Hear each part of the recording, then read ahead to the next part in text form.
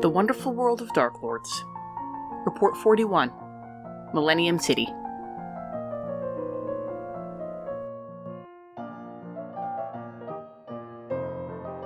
Dear Diary, I had another weird dream last night.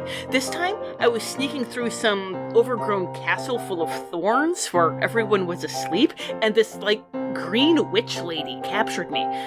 She was gorgeous, and I thought maybe the dream was going to get fun, but it didn't. At least that grumpy skeleton guy and that purple guy with the stupid chin weren't in this one, but the black cat wasn't in it either, which is too bad. I like dreaming about the cat. He's such a cutie. Maybe I should talk to somebody in the psychology department about these dreams. They're so much nicer than the history department. I wish I'd gone into a different field. The other history professors are a bunch of know-it-alls. I know more than all of them put together, but they're always talking down to me. It doesn't matter how good my research is and how good my scholarship is, they make me feel little. Maybe one of these nights when I have that dream about turning into a skeleton and blasting people with death energy, I'll be blasting Professor Profion. A girl can hope. I have office hours in 10 minutes. I hope I see that cat on the way there. Not the black cat from my dreams. This one is white, and he has a cute little birthmark like a moon on his forehead. Sometimes he comes to me for scratches, and there's nothing like starting your date with cat snuggles. Hugs and kisses! Welcome to Wonderful World of Dark Lords. I'm Tom. I'm Rachel. And we're discussing how to convert Disney movies to Ravenloft Domains of Dread because Luna won't stop nagging us until we do. But I want to go to the arcade! We all do. Along the way, we'll look at the Dark Lord, the domain itself, and some plot hooks and adaptation ideas to integrate the setting into your own campaign. Today's episode, Sailor Moon. That is neither Disney nor a movie. No, at all. Although there have been movies. It's been a movie. So yes, welcome to our second Listener's Choice episode where you get to choose some non-Disney thing for us to do our best to make a domain of. And this one is a bit different because it's not just anyone voting on what non-Disney thing we're going to try and make a domain of. This was specifically our fundraiser. Yes. So our November episode, the nominees are chosen on the Discord, and then the Discord does an elimination vote, and that goes on Patreon for everyone to vote on. This is a fundraiser. Everyone who donated got to nominate something. There was a small enough number of nominees that we could put them all up on the Patreon for everyone to vote, and Sailor Moon won by a nose. It was neck and neck between Sailor Moon and Pokemon the first movie. Maybe next time. But it did pull ahead by a little moon birthmark cat whisker ahead, and so here we are doing our very best to do something that is kind of challenging, and it was a very interesting challenge for us, trying to do a Ravenloft domain based on Sailor Moon. This was also very interesting for me because, this is a serious gap in my Xennial queer girl, background, because I believe I mentioned in the Princess Mononoke episode, it took me a while to get into anime because my introduction to anime was very bad, and by the time I got into anime, kind of the Sailor Moon ship had sailed, as it were. So I never really watched Sailor Moon, which is kind of shocking because I really, have all the symptoms. I love you.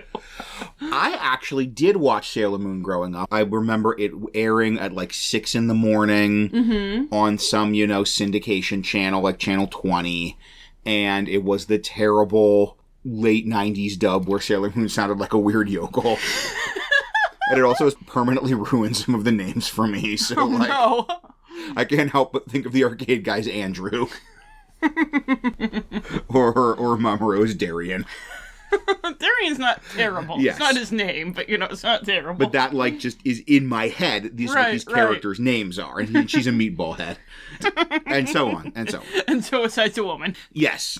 So this was a really fun chance to kind of go revisit that in that new context, that anime I was aware of, that I thought was pretty cool, and then to kind of see it in a sort of pure form, in a new form, and look at it through those Ravenloft glasses. And couple of clarifications, couple sort of disclaimers. We mentioned our own limited experience, especially you, limited experience of Sailor Moon. And there is, I don't know if you're aware of this, but there's a lot of Sailor Moon out there. There is a lot of Sailor Moon out there. Really an extraordinary amount of Sailor Moon. Like, you could just watch just Sailor Moon for just months and months and months. And so we are basing this domain not on Sailor Moon, the mega, decades and decades, multiple iterated franchise, but specifically on the kind of first arc, that famous first arc of the manga, first season of the original show, first season of Sailor Moon Crystal, the Queen Beryl arc. Like, that's what we're doing. Yeah, because the listener who nominated this was Quartz. Hi, Quartz. Hello. And when Quartz pitched this to us, it was with Beryl as the Dark Lord. And her pitch was Beryl is the iconic villain. She's the only villain who has been in every iteration, every reboot. She's in the live show. Yeah. She is like THE Sailor Moon villain. And so we were like, okay, that's great. That means we don't have to watch this whole show. Like, it looks great and all, but we have other things we need to do. And speaking of other things we need to do in time limits, we watched kind of two. We watched Crystal, which we were recommended. That's tighter and that's Queen Beryl focused. And we also watched an abbreviated version of the original show. Yes. By this time I will have gone back in time. Future Rachel has not done this yet, but I will have put the watch list at the end of Willy Wonka, so you will know which episodes we watched. This is a real time travel head scratcher of trying to parse that sentence. Well, see, I am the reincarnation of the Rachel who... We both watched the beginning of Crystal. I think did you watch all of Crystal? Almost all of Crystal. Okay. Because we kind of bounced off it at first, and we were like, but Sailor Moon's iconic. I don't understand. Everybody says this is great, and we're not really digging it. And then we watched the original Sailor Moon, and we liked that much better. And we do not mean this is any kind of dig at anyone who does enjoy Sailor Moon Crystal. I've heard that the first season is kind of controversial. We did not enjoy the pacing of the first season of Sailor Moon Crystal. But then we watched Sailor Moon and just got to watch them goofing off and having fun, which they didn't have time to do in Crystal because it was so breakneck. And that was much more enjoyable. So you can put a link in the show notes. The abbreviated, it's like this person on Medium did a filler-free, and it was a huge help. Yes. Because there's 50 episodes of that show. And I'm sorry, we're busy. You got to raise a lot more money than that to get us to do a 50-episode show. Correction, there's 50 episodes of the first season. Yes. So that is where we are coming from. We saw most of Crystal, we saw the kind of abbreviated original series, and we explored a little bit, looking at things like some differences with the manga, the live show, things like that. But fundamentally, all of those different franchises, and as we kind of mentioned, every iteration of Sailor Moon, in the decades it's been repeating, that clock's been ticking over to start a new day. It pretty much always starts with this story. Yes. This first story centered around the villain that, according to Quartz, and she seems to be the expert, is the villain that is in every iteration of this franchise. Our Dark Lord, Queen Beryl. And let's talk about our Dark Lord, Queen Beryl, in a section we like to call The Lord.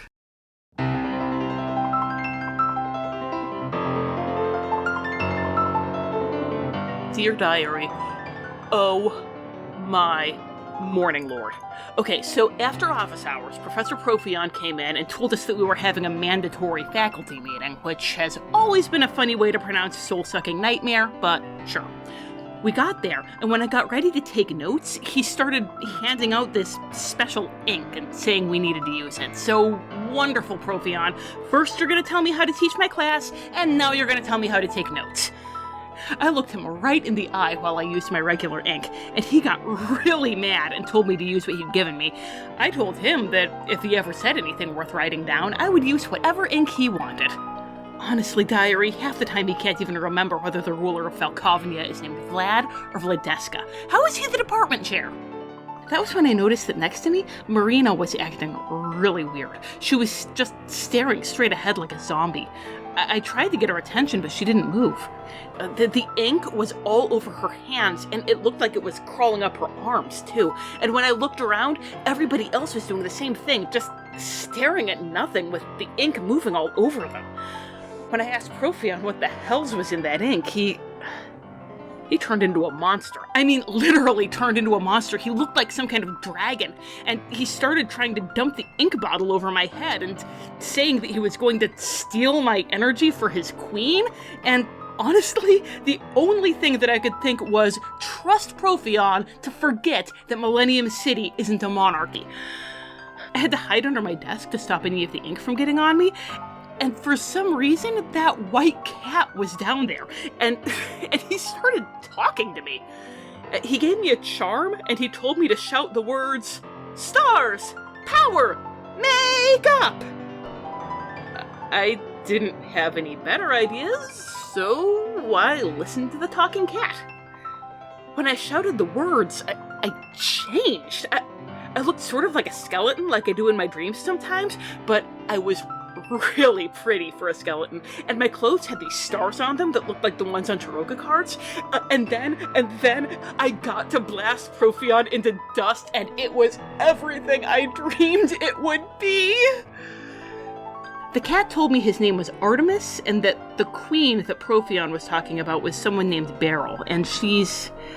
okay, let me see if I can remember all of this. So she's in some kind of weird hell dimension, and she's trying to steal energy from everyone in Millennium City to get enough power to escape, and she's also trying to find a silver crystal because some guy rejected her in a past life, and she wants to force him to be her boyfriend, I think?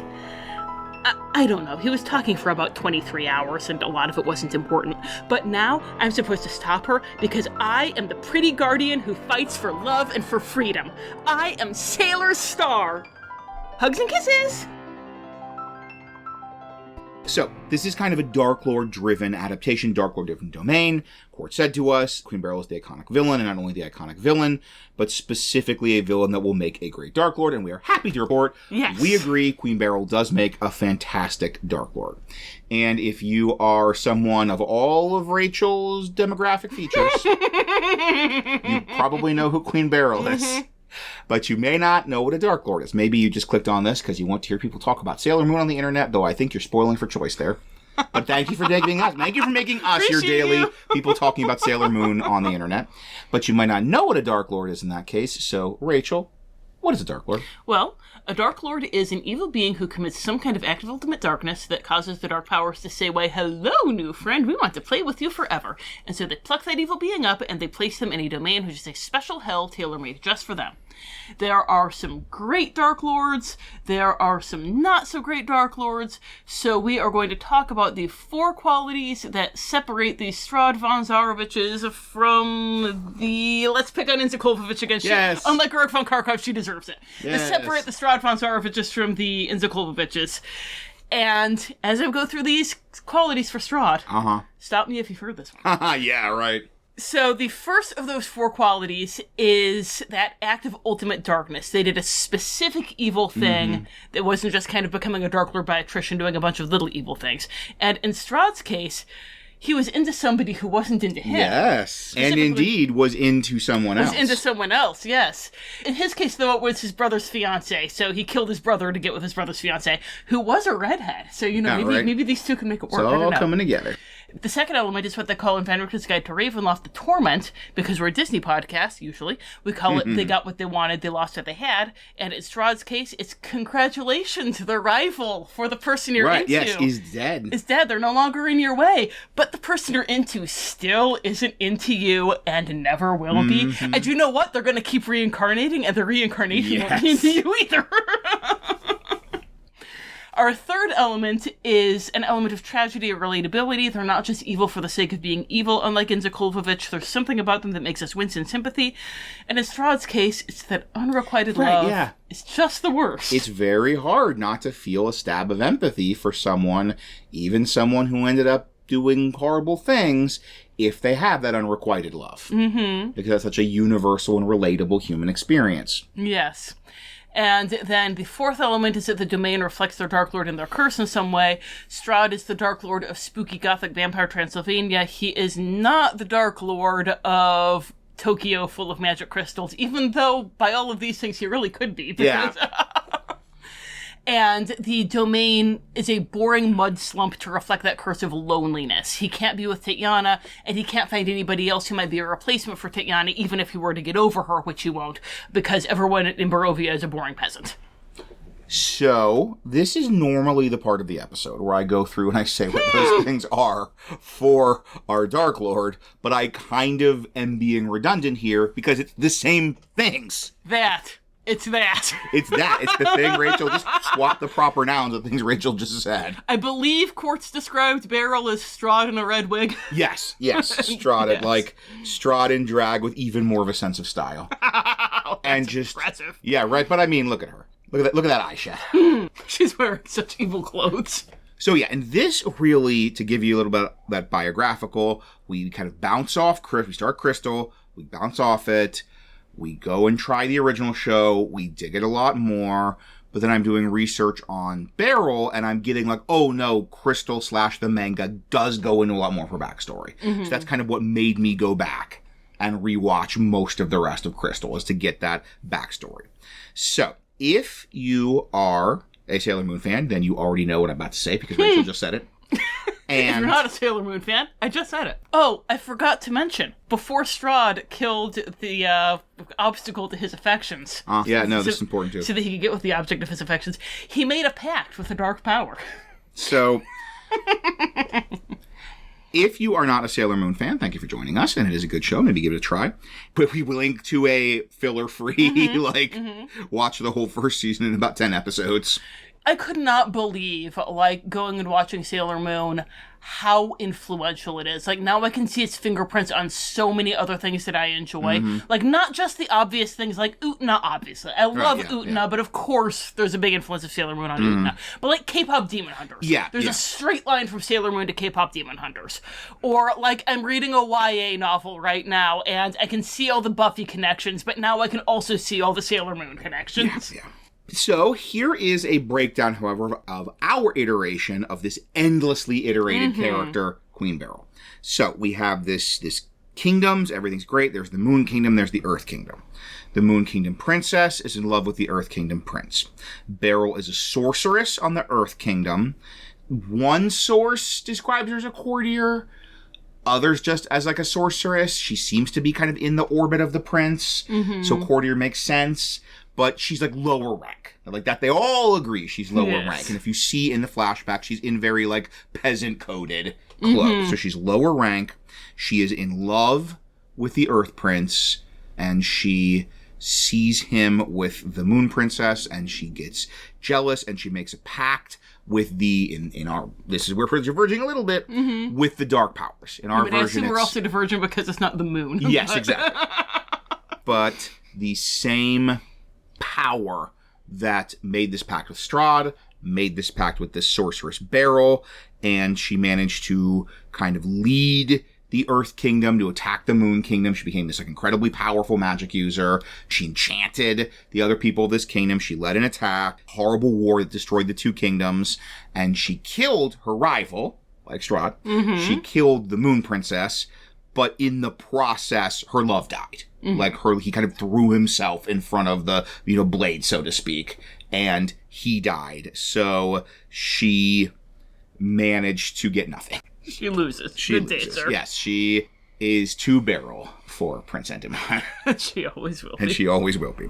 And she and her followers were kind of banished to the ethereal plane, to an extra-dimensional space. And the Moon Princess, the Earth Prince, all the sort of important people are going to get reincarnated. And, oh my gosh, I just described Strahd. Yes. Other than the fact that Tiana did not outrank Strahd quite the opposite. Yes. So, that gives us our act of ultimate darkness. She enchanted the people of the Earth Kingdom and led them to war and destroyed these two kingdoms and led to the death of these innocent people. And just pretty ultimate, pretty dark. So then we have the torment. She got what she wanted. She lost what she had. She is the queen. She did break them up. She did separate the Moon Prince Endymion and the Moon Princess Serenity. And she has this, like Strahd, she has the eternal chance to go after Endymion. Maybe this time. He's always reincarnated. Sometimes, much like Strahd, she's even able to kind of get him and mind control him and have him be at her side for a bit. But it will always fail. It will always go wrong. The Princess Serenity will always be reincarnated as well, and they will always find each other again. In the Sailor Moon canon, I think this is kind of the first incarnation.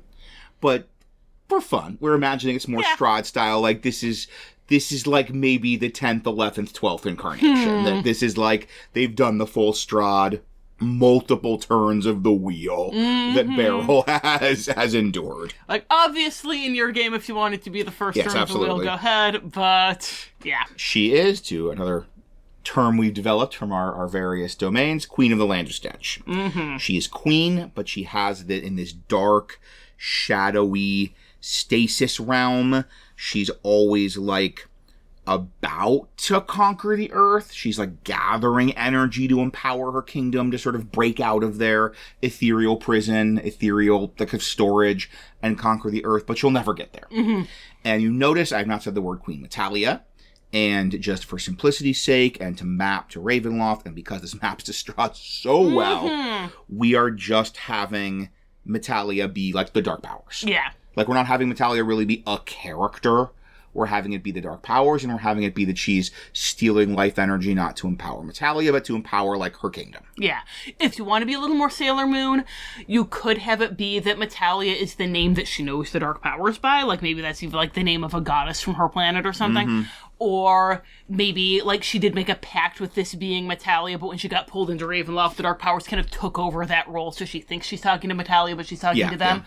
And, you know, again, if you wanted to have it be more Sailor Moon, then you could also have it be that she thinks Metalia wants all of this life energy. Maybe the Dark Powers are even telling her they want the life energy, but they're just enjoying watching her run on a hamster wheel. Maybe, like, it's not even a thing. The energy just sort of dumps in a hole, basically.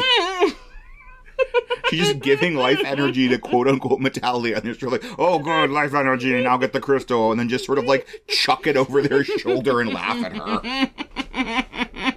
That's horrible. Right, yeah. That's the Dark Powers. And then we get the element of tragedy and relatability, and once again, I think that Beryl is the one that's always iterated. Like, every version of Sailor Moon will have this story because, you know, obviously, number one, it's the most personal. It's the one that's the origin of the whole thing. It's the origin of the Sailor Scouts. It's why is this middle schooler a moon princess? Because Queen Beryl. But also because of the core tragedy. Yeah. And it's so personal. It's so tragic. And as with Strahd, unrequited love is the worst. Like, I remember in the manga in Crystal, when she dies, you have that flash, and it's like in the before times, and she's in her like peasant, you know, courtier, whatever, commoner garb, and she's watching Endymion and Serenity, and the line something like, you know, Endymion, I was always watching you, but you never saw me. And like, exactly, that's the noise. That's the noise the mangaka is expecting you to make. Like, we are, I think, absolutely supposed to see Beryl in that moment as an intensely pitiable figure. And yes, you know, she has these ambitions, the power, conquest. They're not very pitiable, but so much of that comes down to very relatable, pitiable things of, number one, unrequited love, and number two, once again, a sense of, like, I'm a commoner, and this is sort of, I'm going to claw my way up. Yeah, if I can become a queen, then, you know, the class thing won't be an issue. So, you know, maybe then Endymion will love me. And, like, I poked around it so hard because there's, like, the different versions, the different translations, but there's something about, like, when Beryl's attacking, she's like, Endymion, how can you fight against your own people? And there's some line about how she convinced everyone that, like, attacking the Moon Kingdom would make their lives better. And so if you wanted to do, like, a weird Bolshevik, like, class warfare, Queen Beryl, then. But once again, with the eternal revolutionary cycle, then she ends up as a worse tyrant than the one she was saying she was going to overthrow. Going back to the Horn King. I feel like there is, like, some stuff you could build on there. And then finally, our fourth element, domain reflects the Dark Lord's personality or curse. We have this theme of memory loss of past lives, right? Literally or metaphorically. So it could be literally, like if you're doing a full Sailor Moon, past lives, or metaphorically, like repeating patterns, repeating stories, depending on how you want this to play out. The idea of the cycle of the past repeating itself, we kind of have that happen with that first season arc of Sailor Moon, that this sort of conflict of the past reawakens and then repeats itself to the same sort of outcome. And also these themes of transformation. Then one of the huge things with Sailor Moon is the theme of transformation. We have, of course, the Sailor, I keep trying to say Sailor Scouts because I watched the bad 90s stuff. The Sailor Guardians, the Sailor Senshi, and that transformation in a kind of empowering way. But we also have an enormous theme of transformation in a negative way, like people becoming monsters. And in some cases, it's they were secretly monsters all along. In some cases, it's like a kind of their negativity is turned monstrous. Yeah. And that's, a reflection of Beryl. Exactly. That's basically what happened with her. So she was kind of the genesis transformation of this commoner sorceress into this evil mind queen. Now that transformation is the theme of this domain. So, that is her as a psychological character. Now let's talk a little bit about her as a Dungeons and Dragons character. So, in Van Richten's Guide to Ravenloft, they always say start with stats similar to I think there's a pretty easy one here. Stats similar to an Archmage. Yes. Like she's an incredibly powerful spellcaster. And specifically, like they don't have this as a stat block, but I would take that Archmage stat block and I would give them the Enchantment Savant. Because enchantment is a big thing. Yes. In the original, in the manga, in Crystal, she had this whole idea of her 4 generals are actually brainwashed. Like, they were, like, good guys that she is brainwashed into becoming her generals and helping her. But every iteration has the brainwashing Endymion. Yeah. Like, Endymion. Endymion. Endymion has her brainwashing Endymion. Because that's such a good story. Because, he and Sailor Moon find each other. And now he's her enemy. And yes, but maybe so love good. could break the spell. Like, that is... Of course it can. That is that eternal recurrence. Every version of Sailor Moon has that story. So that means Queen Beryl will always be associated with brainwashing. With mind control. Yeah, and even like a lot of the plans, there's transformation involved, but there is the overcoming them with negativity, bringing out their worst selves, and that's got a lot of enchantment energy to it. Absolutely.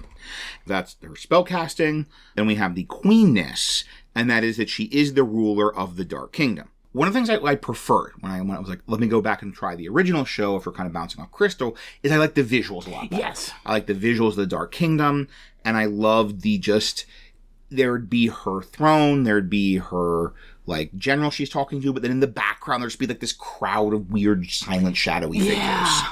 And so she has basically her 4 generals and potential access to an endless army of monster people. Yeah, and we're kind of seeing it as being this, like, ethereal pocket dimension inside of her domain. And, like, her generals can go back and forth. She cannot. Like, the whole thing is her domain, but she's even more stuck than she's your double-trapped, yeah. And we'll touch on the 4 generals. They're going to be one of the main ways the PCs are kind of interacting with this conflict. And, oh man, once again, the show adapting the manga recognized the mini-boss potential. Yes. Recognized she's got these 4 generals. How can we not have it be you fight one, and then you fight the other, and then you fight the third one, then you have, like, how does this not just a perfect plot structure for this Magical Girl, 50-episode series? And it's also a perfect plot structure for your D&D game. And we know from Naru that your PCs can, in fact, romance them. Yeah, so perfect for a game, and we'll touch on that a little bit more later.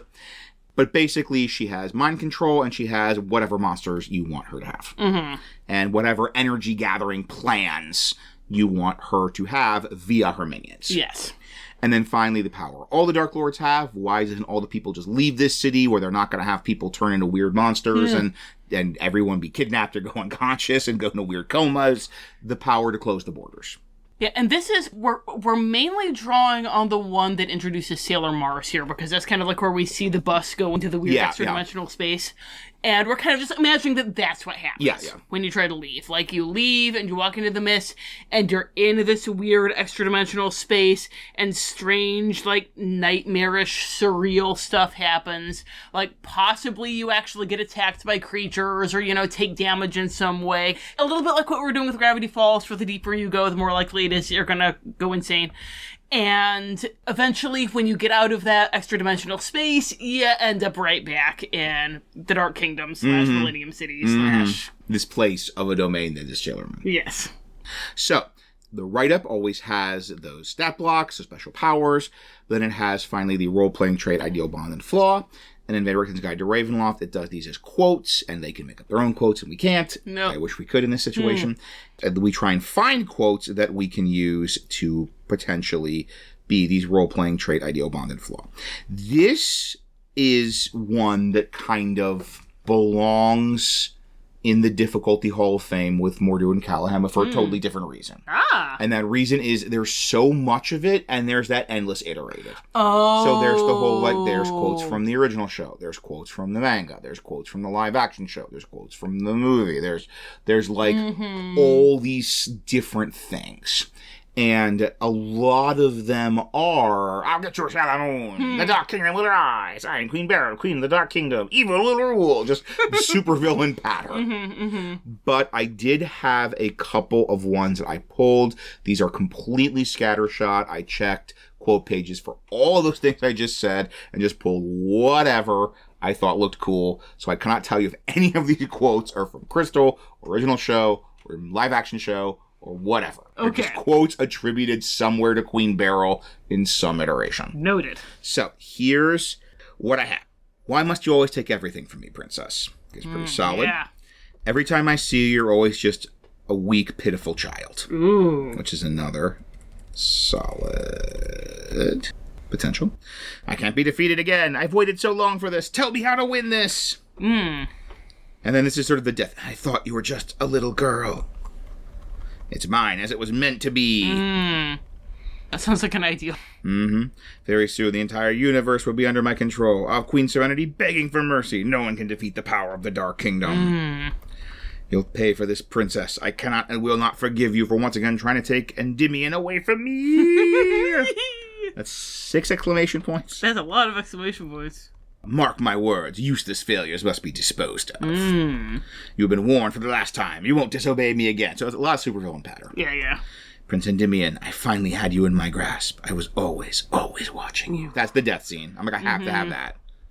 Jadeite, this is your second failure in a row. You should prepare yourself for the consequence if you fail again. I think it's gotta be the death scene. It has to be the Bond. The Destiny. I was always watching you. Yes, Yeah. yes, absolutely. Is there the full quote for the I was always watching you, but you never saw me? That is the actual quote. Like, Okay. I never saw me as the subtext. Oh, okay. So I was always watching you, and then she dies. Okay. Sort of the subtext is, forget it. I'm making an executive decision to make the quote clearer. I'm adding, sorry, Sailor Moon purists, if you need to, like, take a minute to gather yourself and begin angrily typing at me. But I'm going to add but you never saw me. Because I think that just makes it... it's there in the visual. Like, because it's there in the... Yeah. If we're just going with the dialogue, then it's not there, but it's there in the visual. Because you see her looking, and he doesn't even notice her. The flaw, I'm thinking, should either be the weak, pitiful child, or the I can't be defeated again, the sort of arrogance, or I could see the, Jadeite, this is your second failure in a row, you should be prepared, like sort of the cruelty, your classic supervillain, like, my minions fail, and so I drop them into a big pit of crocodiles kind of thing. Yeah. My thought for the flaw was, why must you always take everything away from me, princess? Kind of, for going with the envy, for going with the, like, she can't the envy, see that it. is really critical. The envy and the spite. Like, she can't see it as, because they're in love with each other. Like, it's a personal slight that Serenity's taking everything away from her. Right. Oh, that's good. Yeah. I think role-playing trait, there's always that nice, how is she going to be interacting with the PCs? And I kind of want to go with the supervillain grandiosity of the entire universe under my control. I love Queen. Like, that is how she, like, presents herself. That is the public-facing face of Queen Beryl. I was leaning toward, mark my words, useless failures must be disposed of, but that's not how she's going to be interacting with the PCs. That's how she interacts with her minions. Finally, we have the ideal. I like it's mine as it was meant to be. Oh, yeah. It's mine as it was meant to be. Which is like her talking about the silver crystal. It's mine as it was meant to be. I like that, that this is sort of, I'm owed this. Yes. Okay. Oh, that was much less painful than that was... Well, even like that sense of entitlement, because even though why must you take everything away from me, princess, is the idea that it is hers. Yes, it's hers. And Serenity's taking it, rather than like, no, this was never yours to lose. Yes. Okay, cool. Yeah. Whew, that was, I thought that'd be a lot more complicated, drawn-out process. But thank you, Beryl, for your grandiose supervillainy. And thank you for having so many potential things that we could draw from. For quotes. So, we have talked about Queen Beryl as a Dark Lord. And as we said, that's kind of our in. That's our start. And that was easy, right? She's Strahd in a way. But now we have the kind of much more complicated task then of the environment that she is the Dark Lord of. Let's talk about this domain that we are calling, kind of both at the same time, we are calling the Dark Kingdom, and we are calling Millennium City in a section we like to call The Land.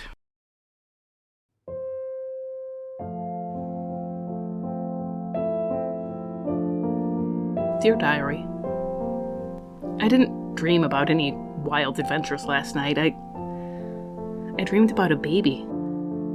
I was holding her, and I knew I'd do anything, anything, to keep her safe. I don't think she was my baby. I was maybe 15 in the dream, but who even knows with dreams? If Artemis is right, though, it might not have been a dream at all. He says that I used to be that person, I guess in another life or something. The girl who sneaks around in creepy castles and talks to a skeleton wizard and cuddles a baby. I have to say, I'm glad I'm not her anymore. Going by my dreams, she had a lot of adventures, but I don't think she was very happy. Maybe I'm having this baby dream because the Sailor Guardian thing has me feeling all protective. From what Artemis is saying, if that baby were in Millennium City, she'd need all the help she could get. All those people who keep disappearing? That's Beryl. Well, it's her generals anyway. Beryl never leaves the hell dimension she's stuck in, but she has these 4 generals, and they keep coming up with plans to steal energy from people. There's one named Jadeite who tries to take energy from a lot of people at once. He's the one who came after us that day, and if I had used that ink that Profion gave me, he would have killed the whole history department. And apparently that monster wasn't actually Profion. They killed Profion so they could replace him.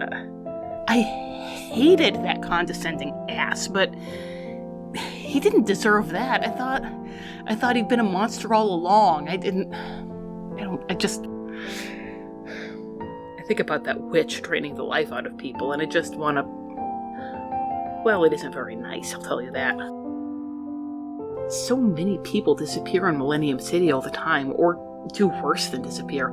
Before all this happened, I thought Snails was full of it when he told me that Ridley turned into a monster. Yeah, Snails' best friend vanished, and that was very sad, but he didn't have to make up a crazy story about it. But now I think that one of Beryl's generals got to him. Apparently that's what another one of them does. Instead of going after a bunch of people, this Nephrite person picks out special people who can give him a bunch of energy and then turns them into monsters. Artemis looked kind of sad when he told me that. I don't know why. At least I'm not the only one protecting people. There's some other Sailor Guardian, Sailor Moon, and Artemis says that she's fighting Beryl too. She took out Jadeite a couple days ago, so now I'm just having to deal with Nephrite. I'm glad it isn't all on me. It'd be a lot of responsibility to think that I was the only person who could keep everyone safe. Hugs and kisses! On the cover of the DM's Guild write-up and on the sort of episode title, we are using the domain term, official domain name, the Dark Kingdom. Because that, suggests what we're doing. That people know that we're doing Sailor Moon, Queen Beryl. Right, Dark Kingdom, Queen Beryl, exactly.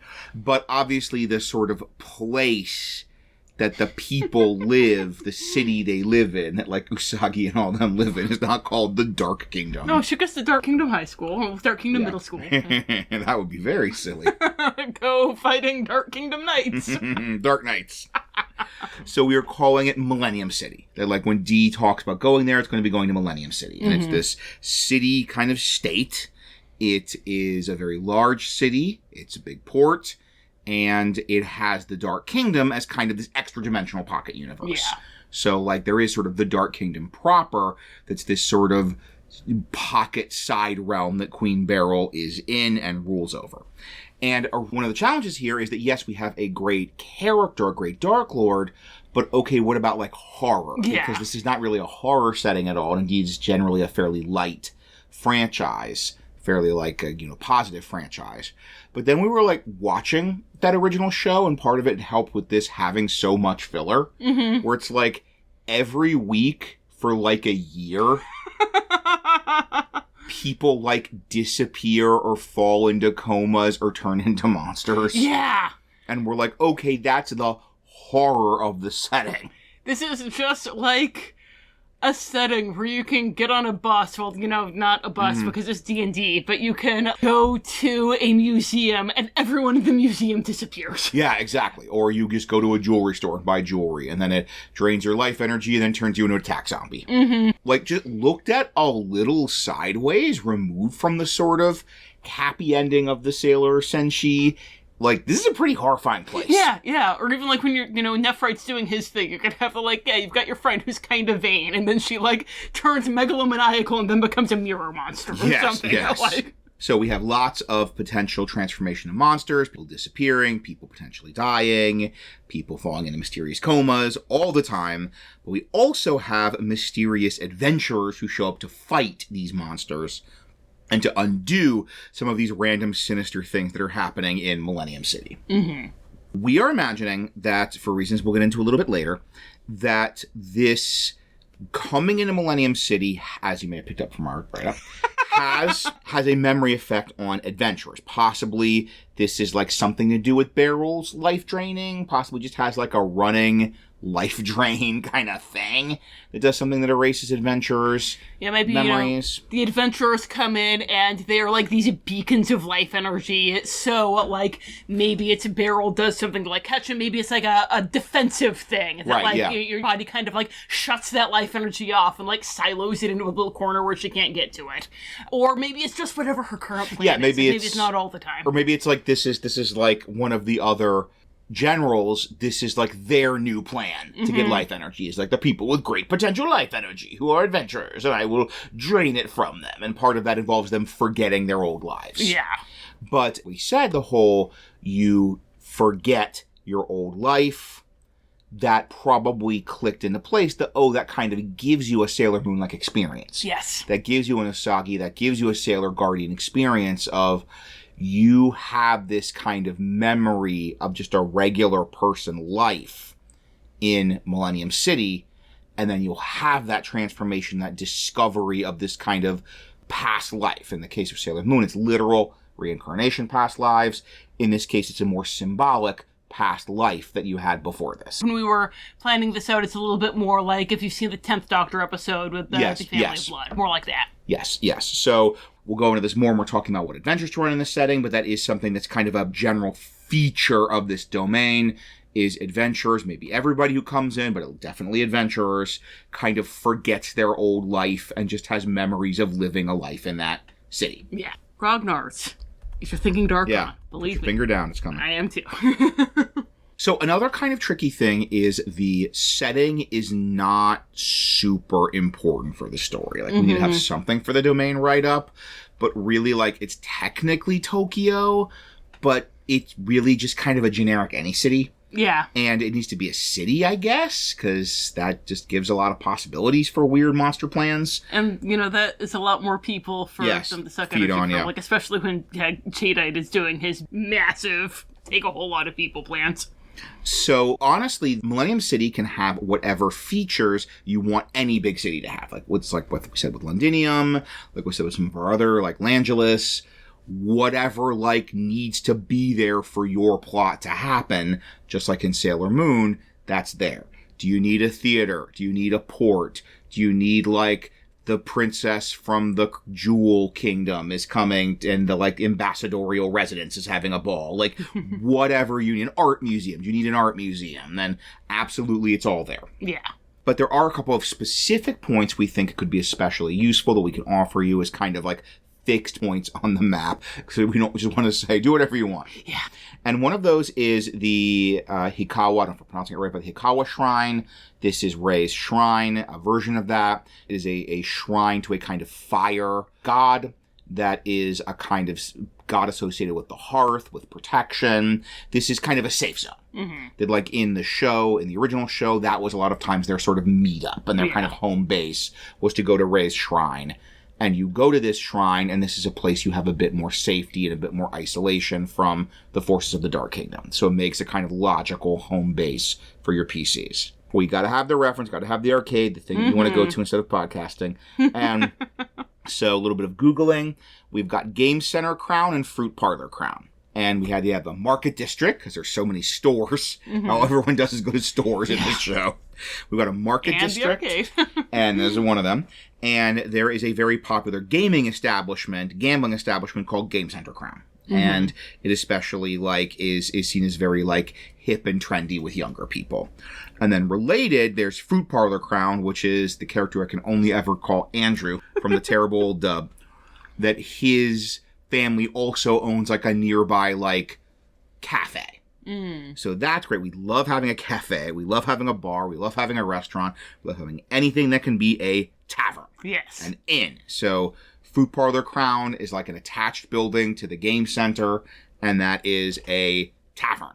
That is an inn that's popular with young people, and that is, I know. It's a board game cafe. It's a board game cafe, sure, but with gambling. I know Dungeons and Dragons, and I know if you're I'm going to send my PCs to this place, you need the name of at least one inn. Yeah. Because somebody's going to say, oh, let's go find an inn, let's go, look for rumors at an inn, and you're the inn is called the Flat Table. the Dice Pyramid. No, so here you go. It's our prominent inn in this kind of market district. And then one more physical location worth mentioning, and that is the Starlight Tower. And this is one we're taking a lot of liberties with from the original show. This is this oddly shaped, crystal-shaped tower on the edge of town. And anyone who asks would say it's under construction, because there's kind of a hypnotic effect that people just sort of are oh yeah, it's under construction, and they dismiss it. But no one ever works on it. No one ever goes in. No one ever goes out. And this is the physical gate to the Dark Kingdom. This is the anchor of that kind of ethereal Dark Kingdom pocket universe.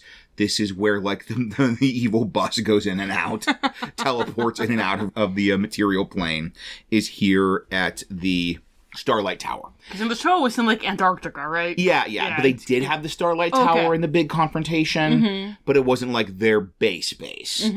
But it works better as part of the domain. And also, I really like this creepy tower, and I love in both the show, Crystal and Original, we have this whole set piece where the evil general, whose name escapes me at the minute, is doing changing the tower and making spikes and making vines and doing this, and it's just a great dungeon. Was that Kunzite? I think it was the Kunzite. last one? I think it was Kunzite. Yeah. I can't remember. So this is the thing, that having this crazy crystal tower that your PCs are going to have to go into for whatever confrontation with the Dark Kingdom, and that can be a kind of modular, shaped and warped and filled with grabbing vines and made into a maze. That is just a fantastic dungeon. That way you don't have to have an Antarctica in the middle of Exactly, your yes. And just the fact that we could find a fantastic dungeon in Sailor Moon is something I'm patting myself on the back right now. I'm pretty proud of us. That you can have this Sailor Moon end of season 1 boss fight kind of story, but it can play out in a very Dungeons and Dragons-y way. So normally in our movie-based domains, we kind of have the locations, but we added something for our small screen summer, because we're saying a show, you're going to have lots and lots of locations, and the thing that really kind of anchors the world of a show, and this is true of Sailor Moon, of all the shows, is the people. Yes. The NPCs. Because I understand that for some people, to do a Sailor Moon inspired game, you have to have the Sailor Guardians. You have to have Usagi, you have to have Rei or Amy or whoever, you have to have Tuxedo Mask. You have to have some or all of the characters of this story, or it is not an adequate iteration of the story.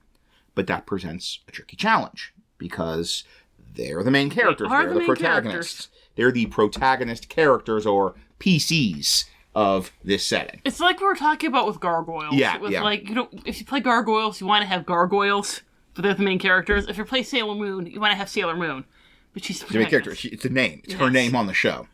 But I think there is a great kind of potential model for showing us how the PCs could interact with maybe Usagi or the other Guardians in a not stealing the spotlight, not we roll the dice to cheer for Usagi kind of way.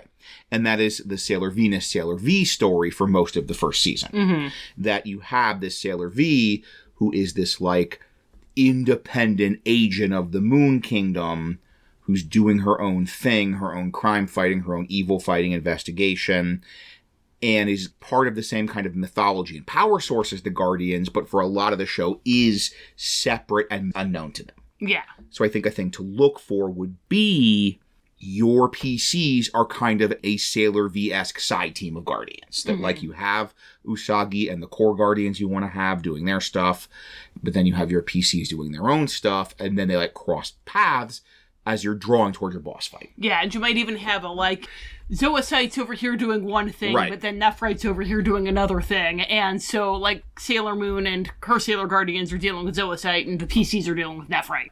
Absolutely. So you could have, like, you have Artemis, or you could even have your own, like, a gray moon cat named Celine. And, like, your PCs are approached by a moon cat. They are made their Sailor Guardians. They're, like, doing their own investigation of the Dark Kingdom. And then, kind of like with Sailor V, Sailor Venus in the show, kind of maybe like 2/3 of the way through, they hear about these other Sailor Guardians. They cross paths with them, and you get the big, like, team-up fight against the Dark Kingdom with Usagi and Rei and all of them. If you want to have Usagi, you're like, I have to have that. Sailor Moon's in the name. It's not Sailor Moon without Sailor Moon, which is a she's logical statement. The Moon Princess. Yeah, she's the Moon Princess, yeah. Then I think another interesting model the show gives us on that similar vein of sort of we're on the same team, but we're not on the same team would be Tuxedo Mask. And it would actually be having Sailor Moon / the Moon Princess as the Tuxedo Mask of your team. So like your team and your Sailor Guardians, and you're fighting the Dark Kingdom, and you're saving people from evil jewelry or whatever, or evil baseball bats, or evil amusement parks, or evil trains, rackets. Or yes, everything. And this mysterious Moon Princess or Sailor Moon figure will, like, swoop in and be like, believe in yourself! Don't give up! The power's within you! And, like, maybe give you some inspiration, clear some status effects, something like that. And then, like, the fight goes on. She to be your bard. Yes, exactly. Kind of give her some bard stuff. Gives you all bardic inspiration, and then swoops back out. And so that could be you still have this person, and then once again, like 2/3, 3/4 of the way through, you team up. You do the full team up. But it doesn't spotlight steal from your PCs. They are still like the heroes who the story is about, but they do get to kind of have that presence of that iconic character of the franchise. And she is wearing a sailor costume with little accessories. So she has the most important features of Tuxedo Mask, which is that her name describes... is a summary of what she's wearing. Yes. A sailor who is a moon. And then, since the Moon Princess is like this built-in part of Beryl's backstory, Beryl's motivations, once again, Beryl is shrouded in a wig. We've got this built-in possibility for how to handle her, which is how Irina is handled in Curse of Strahd. Because, you had the whole, in the beginning, Luna's like, oh, we gotta find out who the Moon Princess is so we can protect her.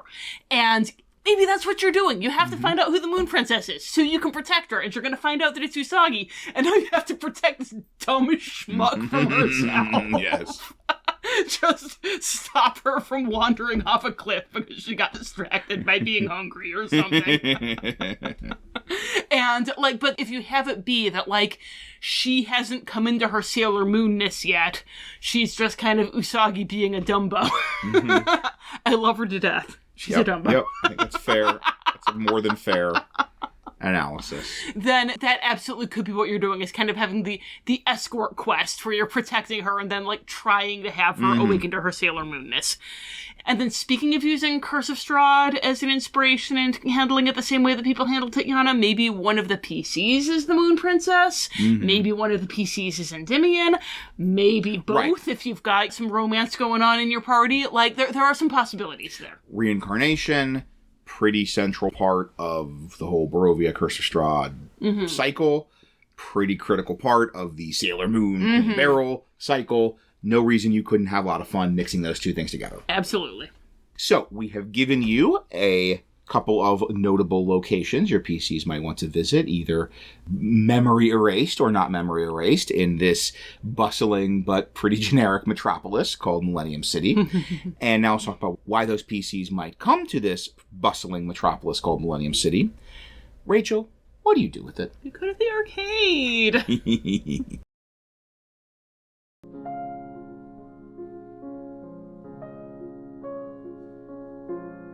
Dear Diary,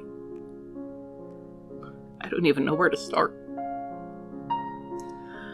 So, I found out that Nephrite's been using some kind of crystal to take people's energy and turn them into monsters. Not the silver one. There are a lot of crystals. I can't keep them all straight. I asked Artemis if I could stop him by destroying the crystal, and Artemis got sad again, and I asked why, and he said I could, but... Okay. When Artemis said that I used to be this D person that I keep dreaming about, I thought he meant a past life, but he didn't. He meant less than a month ago. He meant that I was D, but then I came into Millennium City and I forgot. He thinks that something in me sensed the crystal and knew that Beryl's generals would come after me because I had so much energy, and that part of me locked the energy away so they wouldn't find it. And if I destroy the crystal, I won't need to hide anymore, and all of that energy will come back out, and that means I won't be me anymore. I'll be D forever. And I don't want to be D. I've been dreaming about her all month, and I don't think D wants to be D. She gets tortured and kidnapped and thrown off buildings, and it's for someone who's horrible to her. I think about what a arrogant, controlling snake Profion was, and how this skeleton wizard is so much worse, and there's no way I'm choosing that life. She's scared of him, like, really, really scared of him, but I think he's got her so twisted around that she doesn't even realize how awful he is, because if she did, she would just scream and scream and never stop screaming, and I don't want to be her. I want to eat and drink and breathe and not worry about whether I'm going to get killed for someone who isn't even nice to me. But I can't stop thinking about that baby. She's named for a flower.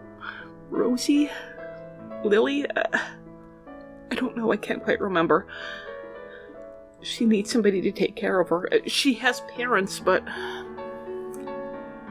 don't know, I think they're just regular people, and they need someone to take care of them too. If I don't destroy the crystal, if I stay me instead of turning back into her, they'll be alone, and they'll never even know what happened to her. And I can't do that. I can't leave them. Okay. If I survive this, then, Dee, you're gonna be the one reading this when we get back. Stop trusting him. I don't know why you're so scared of him, but I think you do. You just don't want to admit it. If he were good for you, he wouldn't make you feel like this. You have to know that. Hugs and kisses.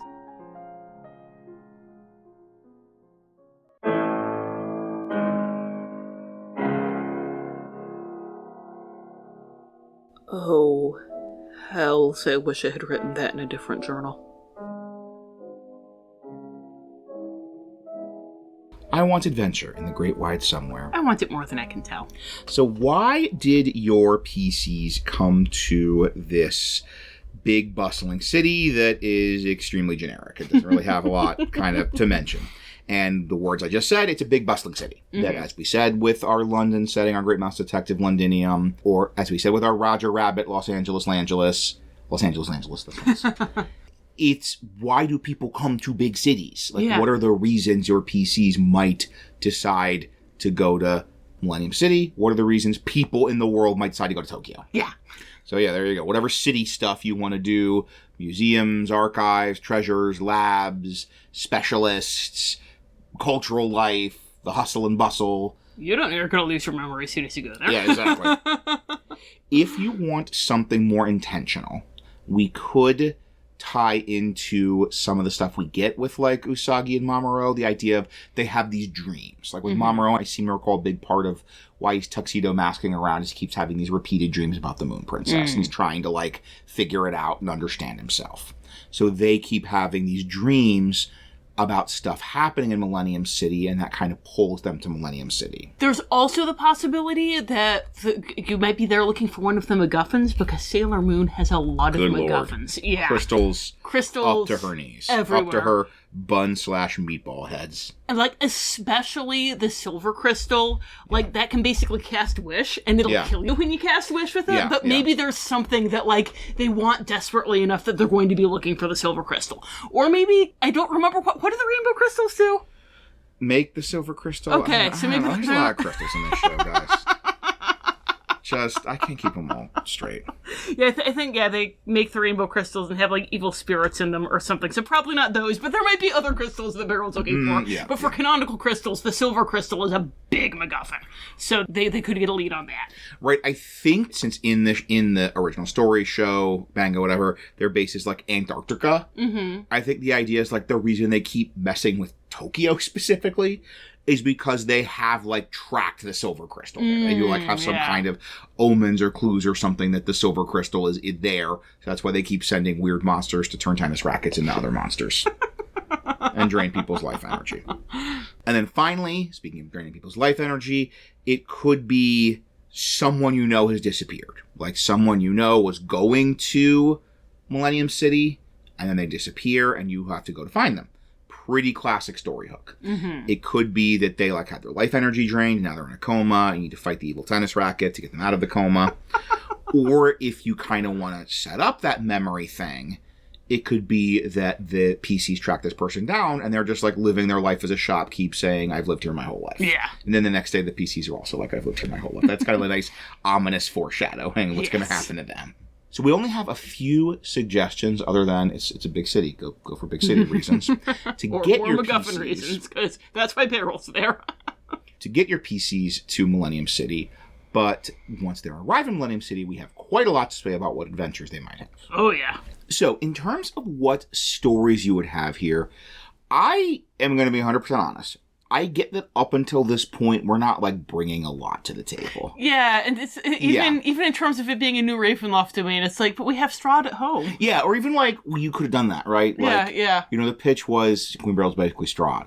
So we had a very long, hopefully at least enjoyable to listen to sequence of very complicatedly saying Queen Beryl's basically Strahd. And then we're like, here's some locations in Sailor Moon that you could have for Sailor Moon.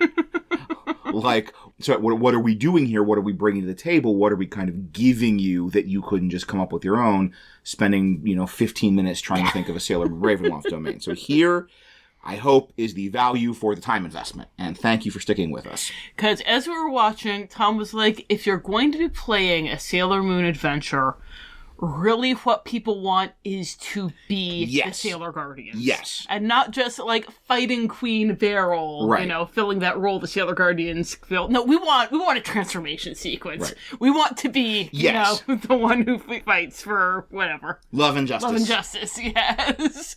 You want to punish people in the name of the moon. Right.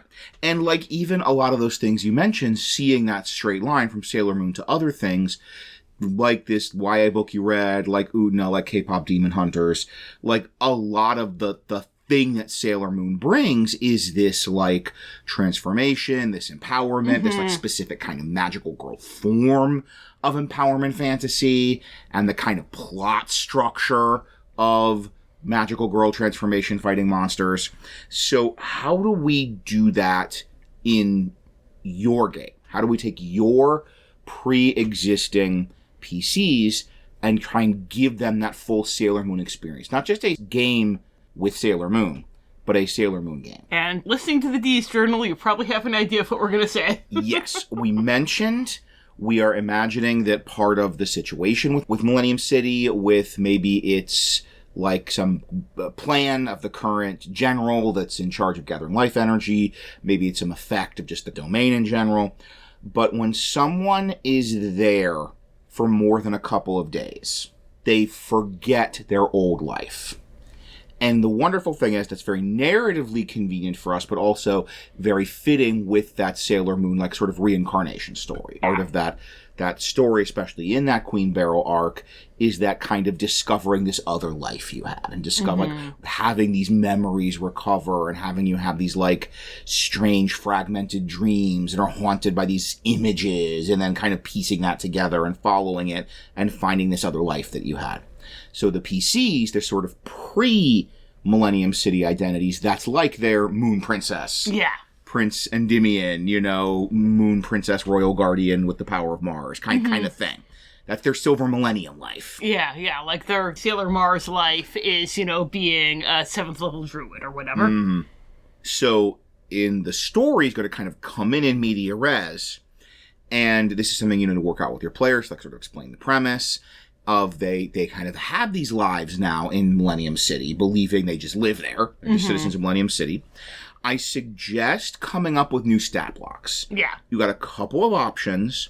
You could do the sidekicks from the Essentials kit or from Tasha's Cauldron of Everything, because that does kind of map to, you have a physical one, a magic user one, and a skill one. And it's like a much more generalized, kind of almost NPC levels. Like in older editions, this is kind of the thing where they would have like NPC stats for these 3 classes. Right. For like magic user, skill guy, or sword guy. Yeah, commoner, expert, warrior, and adept. The commoner had no skills, they just stank. Yes, they were just plus zeros across the board, lots of 10s.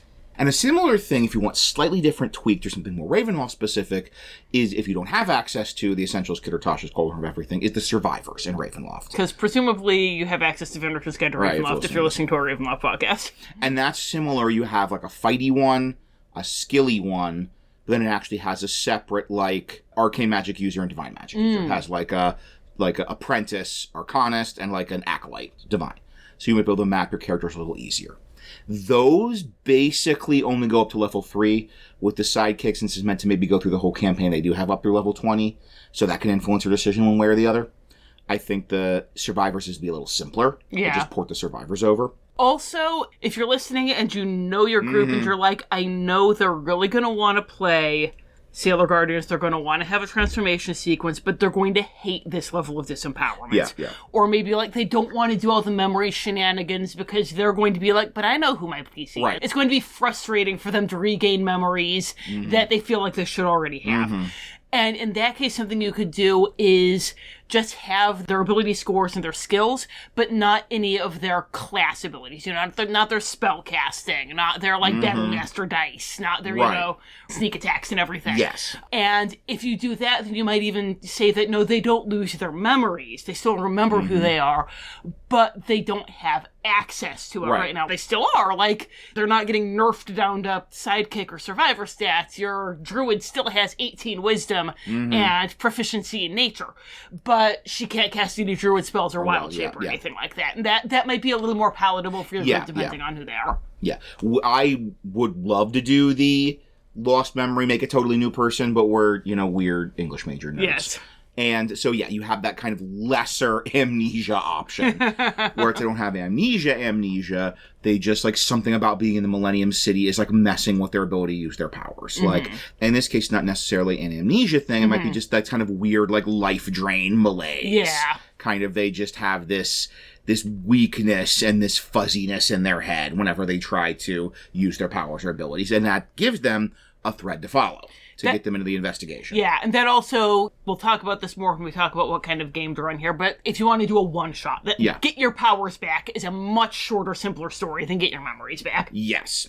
So, you got a couple options. Either way, there's some kind of amnesia, either full Sailor Moon or just really high fever equivalent.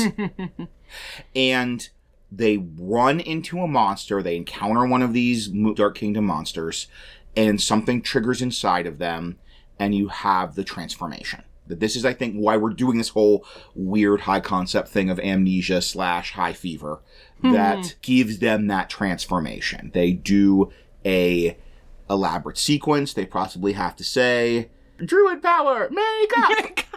And have a lot of stuff, and then suddenly they have access to their full powers again.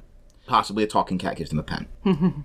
And you can just have them be their normal selves. I think, once again, as a particular flavor of this particular domain, it should be there in, like, the elaborate Sailor Guardian, like, themed around their class. They're in these, like, weird stylized uniforms. Oh, yeah. Because that's kind of how adventuring levels express themselves in this world. And the big problem here is that you're not going from you start as a regular middle schooler getting bad grades and goofing off, and then you're a superhero. You're kind of going in as a superhero, going to be regular middle schooler who gets bad grades, and then, like, back to the superhero you were before, and that loses something. Yeah, it's not the full power fantasy, because it's like... You know, we talked about with Beryl and her flaw and everything. It's like she feels like she's entitled to this stuff, but she isn't. But, like, your PCs are entitled to this stuff. They earned it. So, like, if they're going to have a power fantasy, they need to have more power. So I suggest to give the full power fantasy that part of this transformation, this regaining of either their lost memories or their lost class features, is they get, like, their super attack. Because Sailor Moon isn't a lot of, like, fight scenes, fight scenes. Most of the fight scenes are, they do their attack. Yeah. Like, a lot of, like, interpersonal drama happens and they do their attack. So I would say, look at what their subclass is and give them, like, once per day... once per transformation, maybe, they can use the next up feature. If you're going to do a, like, pretty short game and you really want to just let them go bananas, give them the Keystone ability. Yeah, give them the level 17. Yeah, like, you know, how likely is it that they're going to make it to level 17? This is their chance. Their chance to use the level 17 subclass feature. Yeah. But if you're doing this as, like, an ongoing, you know, multiple months in Millennium City adventure, then it could be, yes, they have this, like, one extra empowerment. So that even gives the player the empowerment fantasy. It gives the, like, what if I could just, like, do my next up feature, which they're looking at, I guarantee. Oh, yeah. What if I could do that right now? So that's more what the martial character should be the subclass feature, with the spellcasters, like wizard or cleric, it could even be, like, one spell. They get to pick one spell of the next level up that they can cast. And they get to do that once. Yeah. So, once again, if you're going full banana boats, we just want to do a one-shot, and we want to be like crazy anime, your wizard can pick one level 9 spell. Yes! And they get to cast it when they do their, like, power-up chant. Yes. But for the longer-running one, you know, a level 3 wizard, they have level 1 spells, they have level 2 spells, and they get to pick one level 3 spell. And when they transform, they have one, like, use of that level 3 spell. Or a level 3 fighter, they get one use of the extra attack or the tactical shift. Now, it doesn't say in the rules that we are making right now that they have to, like, shout the name of the attack and have it be, like, a themed. Obviously or they do. Does it say it in the rules? We don't know because we haven't written them yet.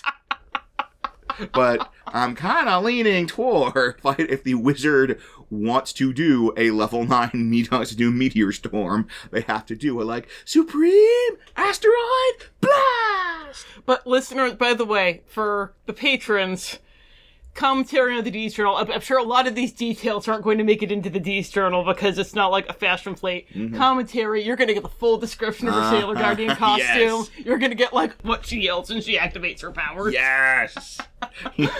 So, speaking of her Sailor Guardian uniform, what kind of Sailor Guardians are your PCs going to be? Because for proprietary reasons and also astronomy reasons, they can't be, like, planets in the solar system of Earth. There's no Mars in Solar Venus or Sailor Venus or Sailor Mars. I guess you could have a Sailor Moon, but that's it. Right, yeah, they usually have moons. So we have a couple of options here. One is very circumstantial, but it's perfect if this is you. and that if your party was from different worlds in D&D. So you could have Sailor Kryn, Sailor Eberron, Sailor Toril. Yeah, if you've got, like, a kitchen sink outlander Yes, game, if you're doing then, that, yes. Yeah. Go bananas, you got it, you nailed it. Congratulations on Sailor Kryn. Probably a lot of dragon motif on Sailor Kryn's little outfit. Yes. Sailor Eberron's got gears. Yeah, gears, and kind of the steampunky thing. If you've got two people from Kryn, then maybe one of them's Sailor Kryn and one of them could be like Sailor Solinari or something.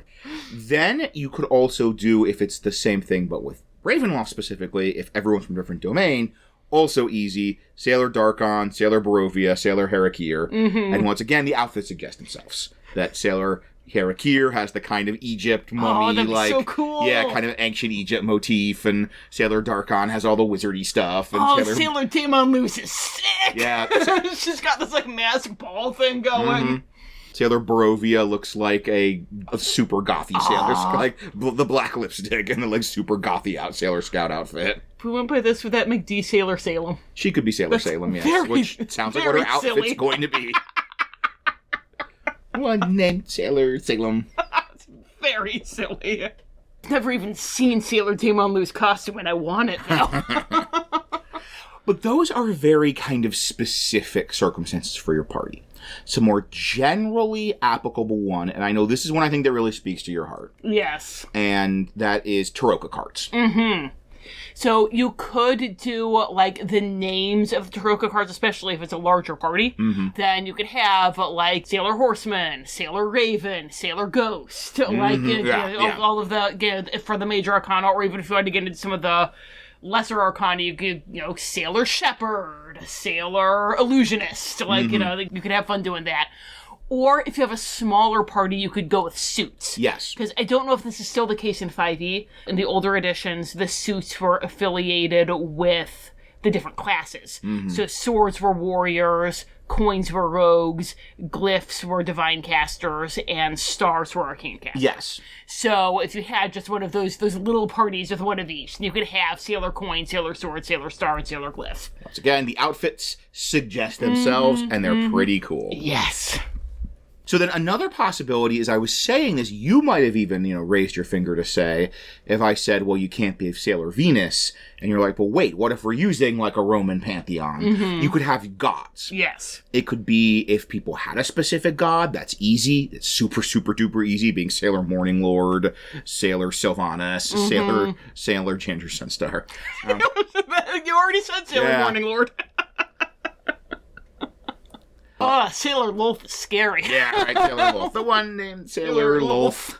And if they don't have the specific god they worship, you could even just kind of pick one affiliated in some way. So once again, if you had a drow, even if they're like, the good rebellious drow, they could still probably, to their great embarrassment, be Sailor Lolth.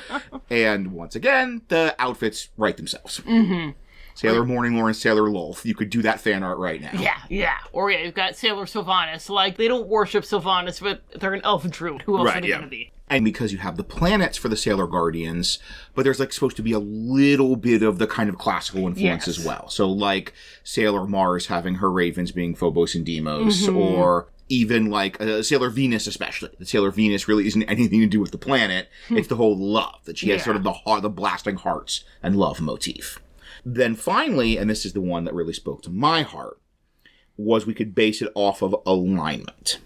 And the neat thing with not like Sailor Lawful Good, but it's silly. Finding the outer plane, that afterlife thing that fits each of your PC's alignment. If you have your Lawful Evil PC, it could be Sailor Nine Hells or Sailor Hells, which I think sounds pretty metal.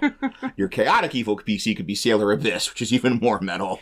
Far more likely you could have Sailor Elysium. Right, Sailor Elysium, Sailor Celestia, Sailor Mechanus, so whatever the combination is, you could find some afterlife domain, and that just gives you something that once again kind of evokes a celestial place. Yeah. Sailor Pandemonium. Ooh.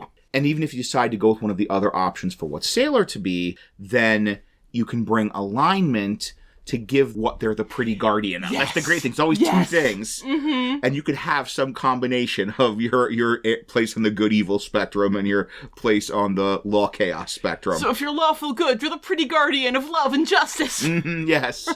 You're the pretty guardian of love and freedom. Yes. If you're true neutral, you could be the pretty guardian of balance and harmony. Yes. It's like, what is this sort of nice way of saying the thing? I guess you could be the pretty guardian of evil. Yeah. The pretty guardian of evil and freedom. What would be the nice way of saying you're a pretty guardian of evil? Maybe, gosh, it's like, I think the sort of nice spin on it is the kind of selfishness. Mm-hmm. And like getting ahead, but there's not like a good single word that fits the pretty guardian. I'm the pretty guardian of order and ambition. Of order and ambition. Sailor Hell. Sailor Hells. So metal. So metal. I am the pretty guardian of harmony and balance. I am Sailor Mechanus. I am the pretty guardian of freedom and power. I am Sailor Abyss. that's... Okay, do this one. So, couple of options. Pick what you want. You gotta have that theming. You gotta have what your outfits are. And just hopefully this gives you then the transformation.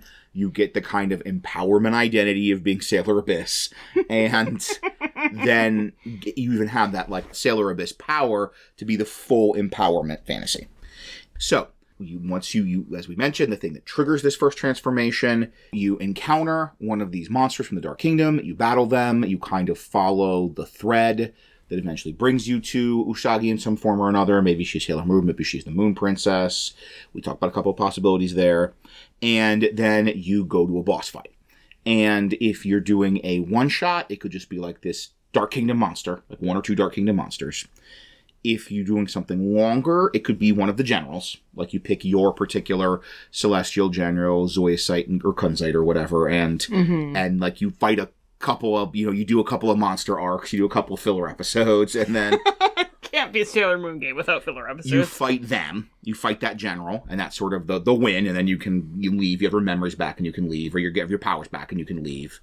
And as Rachel mentioned, the nice thing is it's high concept, but having this kind of memory or ability loss gives you that thread to follow on that goal, and even gives you the signal of like, okay, you're done this quest. Yeah. Like you got all your powers back, you're done this quest. You got all your memories back, you're done the quest. But the nice thing with doing a Strahd-style cycle of reincarnation is you could even, for a longer campaign, do all 4 generals and then Queen Beryl. Yeah. Because we're imagining, like, she gets defeated, she goes back into dormancy, back in the ethereal prison, stasis, and Usagi and Mamoru get to, like, live out their lives. Mm-hmm. And it's not the full potential happy ending, but it's about as happy ending as you're going to get in this kind of Ravenloft setting. And once again, especially if you're huge fans and really invested in this, you get the like, well, okay, they get this happy ending. Maybe even the kind of original arc ending of like, everybody is forgotten. But now they get to just kind of live these normal happy lives. And Usagi and Mamoru just get to be like a nice couple that, gets married and grows up. And the cycle will start again eventually, but once again, in Curse of Strahd, it's not like, well, Strahd will be back. So it's like, no, you know what we want? We beat Strahd. This Tatiana, Irenia, is safe and gets to live out her happy life. It's like we talked about with Brave. Like, okay. Yeah, Irina gets to live her happy life. And in the future, some other lady is going to be pursued by an incel. But that's just what's going to happen. That's just life. That's the best you could reasonably hope for.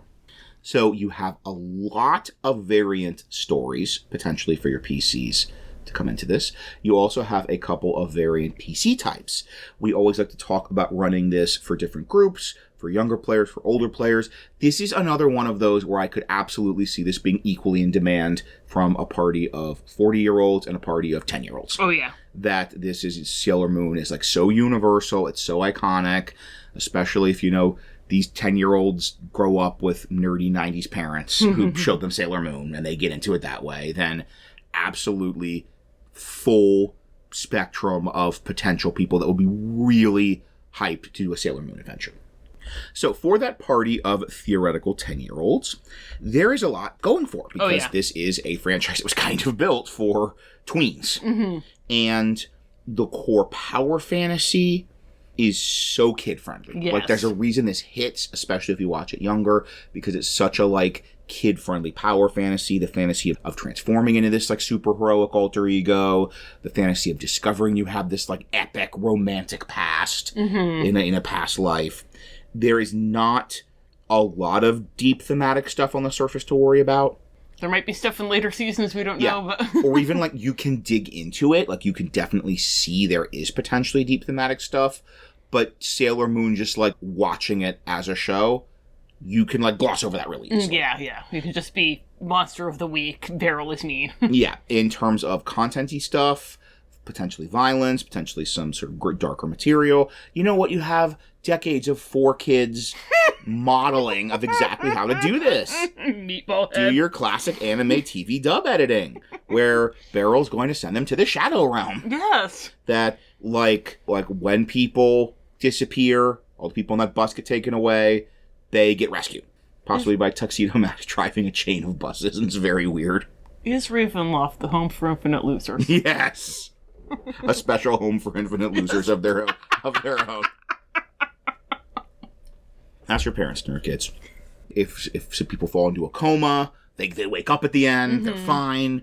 If it's this, like, the sort of second arc where it's the people's negative emotions turning them into monsters, they always turn back. Yeah. And the show suggests that. It's like the easiest thing in the world, even in those times in the show where that doesn't happen, easiest thing in the world to tweak it that it does. Yes. Another slide bar is the romance. Once again, the nice thing here is, like, the sort of core text is this very generally, middle schooler level appropriate romantic content. Hold hands and gaze into each other's eyes. Right, yeah, maybe the occasional kiss. And that might be something even, like, your kid party doesn't want to engage with at all, but yeah, you can turn that slider pretty easily. Like, if you're not really digging into the Usagi Mamoru thing, there's no reason your PCs can't just not have any kind of romance stuff at all. And then finally, the core horror that we're going to dig into in a minute with the Agent Up section is very much tied around this ideas of memory and identity, and that kind of interesting part of the setting that it's not just that they get a super heroic identity, it's the idea of this whole lost past, this whole other life that they didn't know about resurfacing. And you don't need to dig into that with kids. Yeah. You can just do in this case, the easier option of they go to Millennium City and they lose some of their class abilities, lose some of their powers, and then they get them back. If you want to do the memory thing with kids, I think the way to do it is to have it be set in Millennium City from the beginning. Yeah. Because it's going to be frustrating for kids to, like, have their characters not know something that they know. That's a very frustrating experience. So I think having it be that, like... Yeah. You sit down with the kids and you say, okay, you're a normal person, right? But then later you're going to turn into a superhero and you kind of and make your normal self into your superhero self, and they're going to be super into that. Absolutely, yeah. That's a much harder sell for kids. Of you play this domain, that domain, that domain, that domain, and then you come here and now you're like a baker. Yeah. But what about another interesting thing? Because this is not just a kid show. This is a kid show that has some very interesting sharp edges, some very interesting kind of dark shadows in the corners that you could really dig into for more adult players. Yeah, we are definitely going to need a skip ahead warning for this. I think in terms of, like, content for adult listeners, this is going to be fine, but there's some stuff here you're not going to want to listen to with your kids in the room on kind of a Snow White note. So, Future Rachel's going to tell you how far to skip ahead if you have kids in the room now. Hello, dear listeners. This section is, for the most part, pretty safe for kids and adults alike, but for the first minute, we are going to be having a non-graphic but frank discussion of how Sailor Moon is the cartoon that's got the boom anime babes and they make you think the wrong thing. So if you've got big eared little pictures in the room, skip ahead about a minute. Okay, so wow, there's a lot to talk about here. Yeah, there really is. So just getting the obvious out of the way for the lot listening with your kids in the room. Just Google Sailor Moon with safe search off. And you will see a panoply of... so much psychosexual stuff. Yeah. Beryl is such a dominatrix, my gosh. Yeah, good one. Like, we are by no means experts in the, adult fandom of Sailor Moon, but you can go and become an expert very quickly. Comfortable making these assertions. So if you're interested in playing up the psychosexual elements of this, the internet is here to help you. Yeah, right. Here I am to help. So, okay. Well, no, Right, you've got that's what, you didn't need us for that. No. You didn't need us for Google Sailor Moon hentai. A more interesting psychological layer here is some stuff that's done in other kind of like deconstructions of Magical Girl. And the ones that I'm most familiar with are Madoka and especially Utena. And Utena is possibly my favorite show. By the way, if you know any other good Magical Girl deconstructions, hit us up, because we've enjoyed both of those a lot. Yes. Utena is definitely my favorite anime, possibly my favorite show. If Utena kind of smacked down with Buffy, I don't know who would win. So with both Madoka and Utena, there's a lot of stuff with that idea of the darkness inside the person coming out, and it leads to transformation. And there's so much body horror and also so much psychological horror. They, like, you see that they've got this darkness in them, and it's kind of the snowballs rolling down the hill, and they're helpless to stop it, and they're trying, and they can't. With Utena, I'm specifically thinking of the Black Rose song here. Yes. And so if you're doing stuff with, like, Nephrite, where he's turning the people into monsters and draining their energy, or I know there's the stuff with Zoisite with the rainbow crystals, where they've got the soul of the evil person inside them, and it's, like, erupting out and turning them into a monster. You could really play with both the body horror of that, of the, horrible changes, and the psychological horror of they can feel that their worst self is taking over, and they're trying to stop it, and they can't, and that's horrifying. That is horrifying, yeah. And a way to give that real emotional oomph and to play up the horror even more is to have this be happening to NPCs they care about. Yes. Like people they're connected to, people where maybe they know these flaws. These flaws have always been kind of played for laughs in the background. Like, oh, tee-hee-hee, like, she's so vain. And now suddenly, like, she's turning into a horrible mirror monster. And there's nothing you can do about it. Or the worst would be, and by worst I mean best, because I'm that kind of GM. When Utena did this, there was a character who basically, like, part of her horrible transformation was based on the fact that Utena kind of had ditched her to go do Magical Girl stuff. Yes. And Utena was all special, and she'd been left behind. She was kind of, like, always the sidekick in the relationship, and just, like, had nothing. Yeah. And just, like, imagine something like that where it's, like, a thing that your PCs might blame themselves for. It's so yummy, guys. It's so yummy. And, like, take a long simmering tension between them and another NPC, and then that NPC, like, turns into a horrible Nephrite monster because of it. Oh, give me that. And then another interesting psychological angle to go for this is not about, like, the NPCs and their transformations, but is about kind of some inherent psychological horror to the Sailor Guardian transformation. Is, okay, you've got your, quote-unquote cover identity. That person thinks they're a real person. Like, that is who you are. That is your life right now. Those are false memories, but they feel very real to you. And if you regain your old memories and you leave Millennium City to go off on another adventure in another domain, that person is going to die. Yeah. You have to choose as that person to die to make room for your PC self. And that could just be treated as a nothing of like, oh, this was your false self, who even cares? Or you could, I assume that we've got Doctor Who people in here. Right. It's a safe bet. Yeah.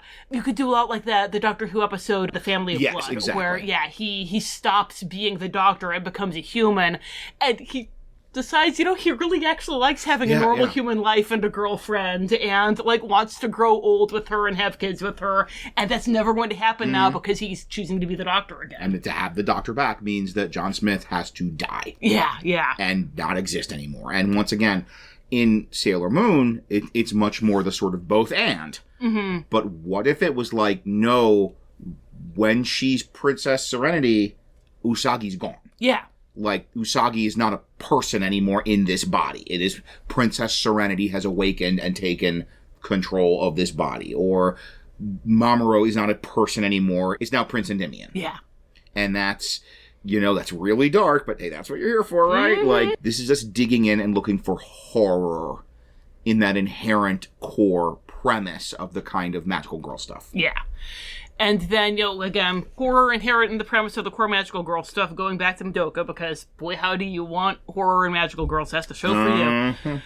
Just kind of generally giving Luna more of her own agenda, and, if you've seen Madoka, like, the Luna equivalent there is actively evil. Luna doesn't have to be actively evil, but she can be less nice. She can be much, I'm not here for Usagi. I do not care about Usagi. I'm here for Princess Serenity. I'm going to drag Usagi into this kicking and screaming, whether she likes it or not.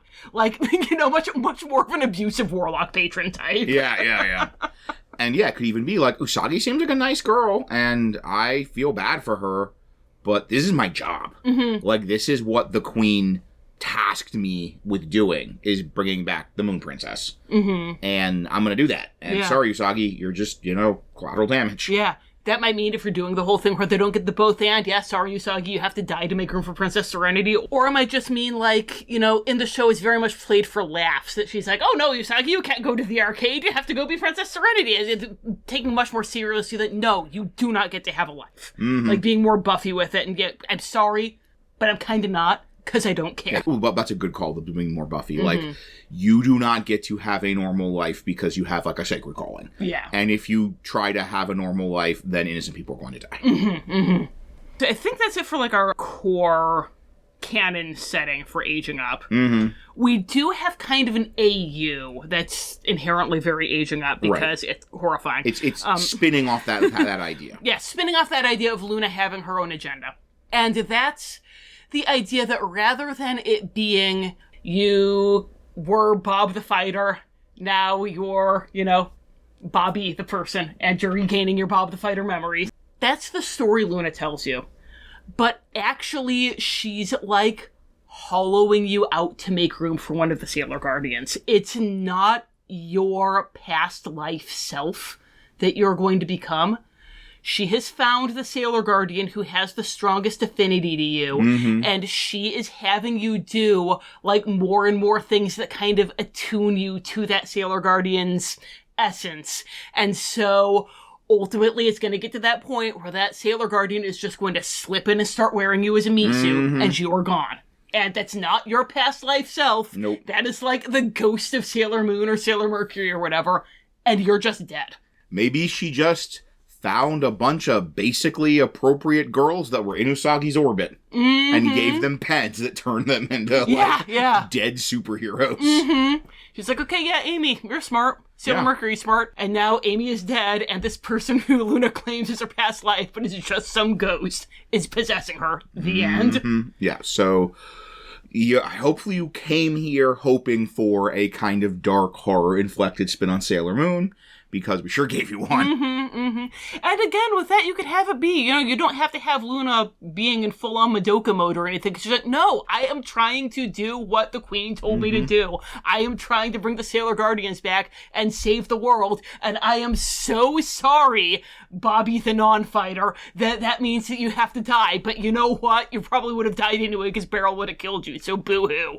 And this is a nice thing where you could have you get some of that power, and you get to transform and do your attack and shout your attack, which I think we're going to put in the rules you have to do. Yes. But then that could be the big plot twist. And if you haven't gone full hollowed out yet, you could then have okay, now we're leaving. And it's like, well, you're leaving and we'll find a new person to be Bob the Fighter. So good. Find a new person to be Sailor Mechanist. So awful. A new true neutral person to be Sailor Mechanist. Gotta find another vessel. Because that's all you are. So we have given you for younger players, we've given you for older players, and we've given you a extremely, I think, disquieting psychological horror spin on Sailor Moon. And now let's give you our parting thoughts on the very narratively rich potential of this domain, in a section I like to call Parting Thoughts.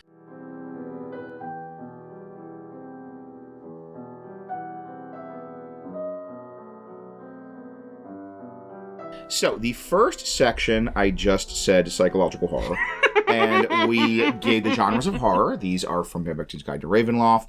They're great. They go through the different genres of horror that domains can have, kind of the signifiers and the horror being evoked. Super useful for anyone running horror. And I think I just said one a second ago. You said, like, earlier in that sentence, I believe. So Are you comfortable making that one of our potential? Absolutely. Yes, because we said this is so much of this core story, as I said, I think it's part of what makes it special and makes it unique and makes it hit in a way that a lot of magical girl shows haven't like gotten as deep into people as Sailor Moon, is that kind of theme of like past lives, lost memories, discovering this other self. This story, this great sweeping story that you were a part of. And a dark version of that, a Ravenloft-eyed version of that, is going to be psychological horror. Yes. And for the other one, I am thinking our old buddy, our old familiar friend this season. Took a break in November and now we're back. Roaring back. Dark Fantasy. I'm typing it now. Because, like, you know, fantasy, obviously. It's so much of this is about sort of magic as a form of empowerment and a form of wish fulfillment, and like the kind of hyper reality of like the power of your heart and the power of your love versus the power of this person's hatred. And there's a moon princess. There's a moon princess. Like, what else do I need to say? There's just magic. They're not like any like weird science. It's just magic, okay? Yeah. Like they just have powerful magic. Yeah, like even Amy's goggle things, they look kind of sci-fi-ish, but they're magic. They're magic. They all have magic. And even like it's a kind of story that is a fantasy story. Like you could theoretically have a more sci-fi magic girl, but this one is such a fantasy story because it's about magic and emotions and that kind of interior self. So psychological horror, dark fantasy. That was easy. Might switch them in the write-up. New York fantasy psychological horror. But yes, this is a dark fantasy psychological horror story. Then we have what kind of game to run. Do you run a one-shot? Do you run a campaign? Because there are some domains like Barovia that can fit your full Wizards of the Coast hardback level 1 to 11 Curse of Strahd campaign.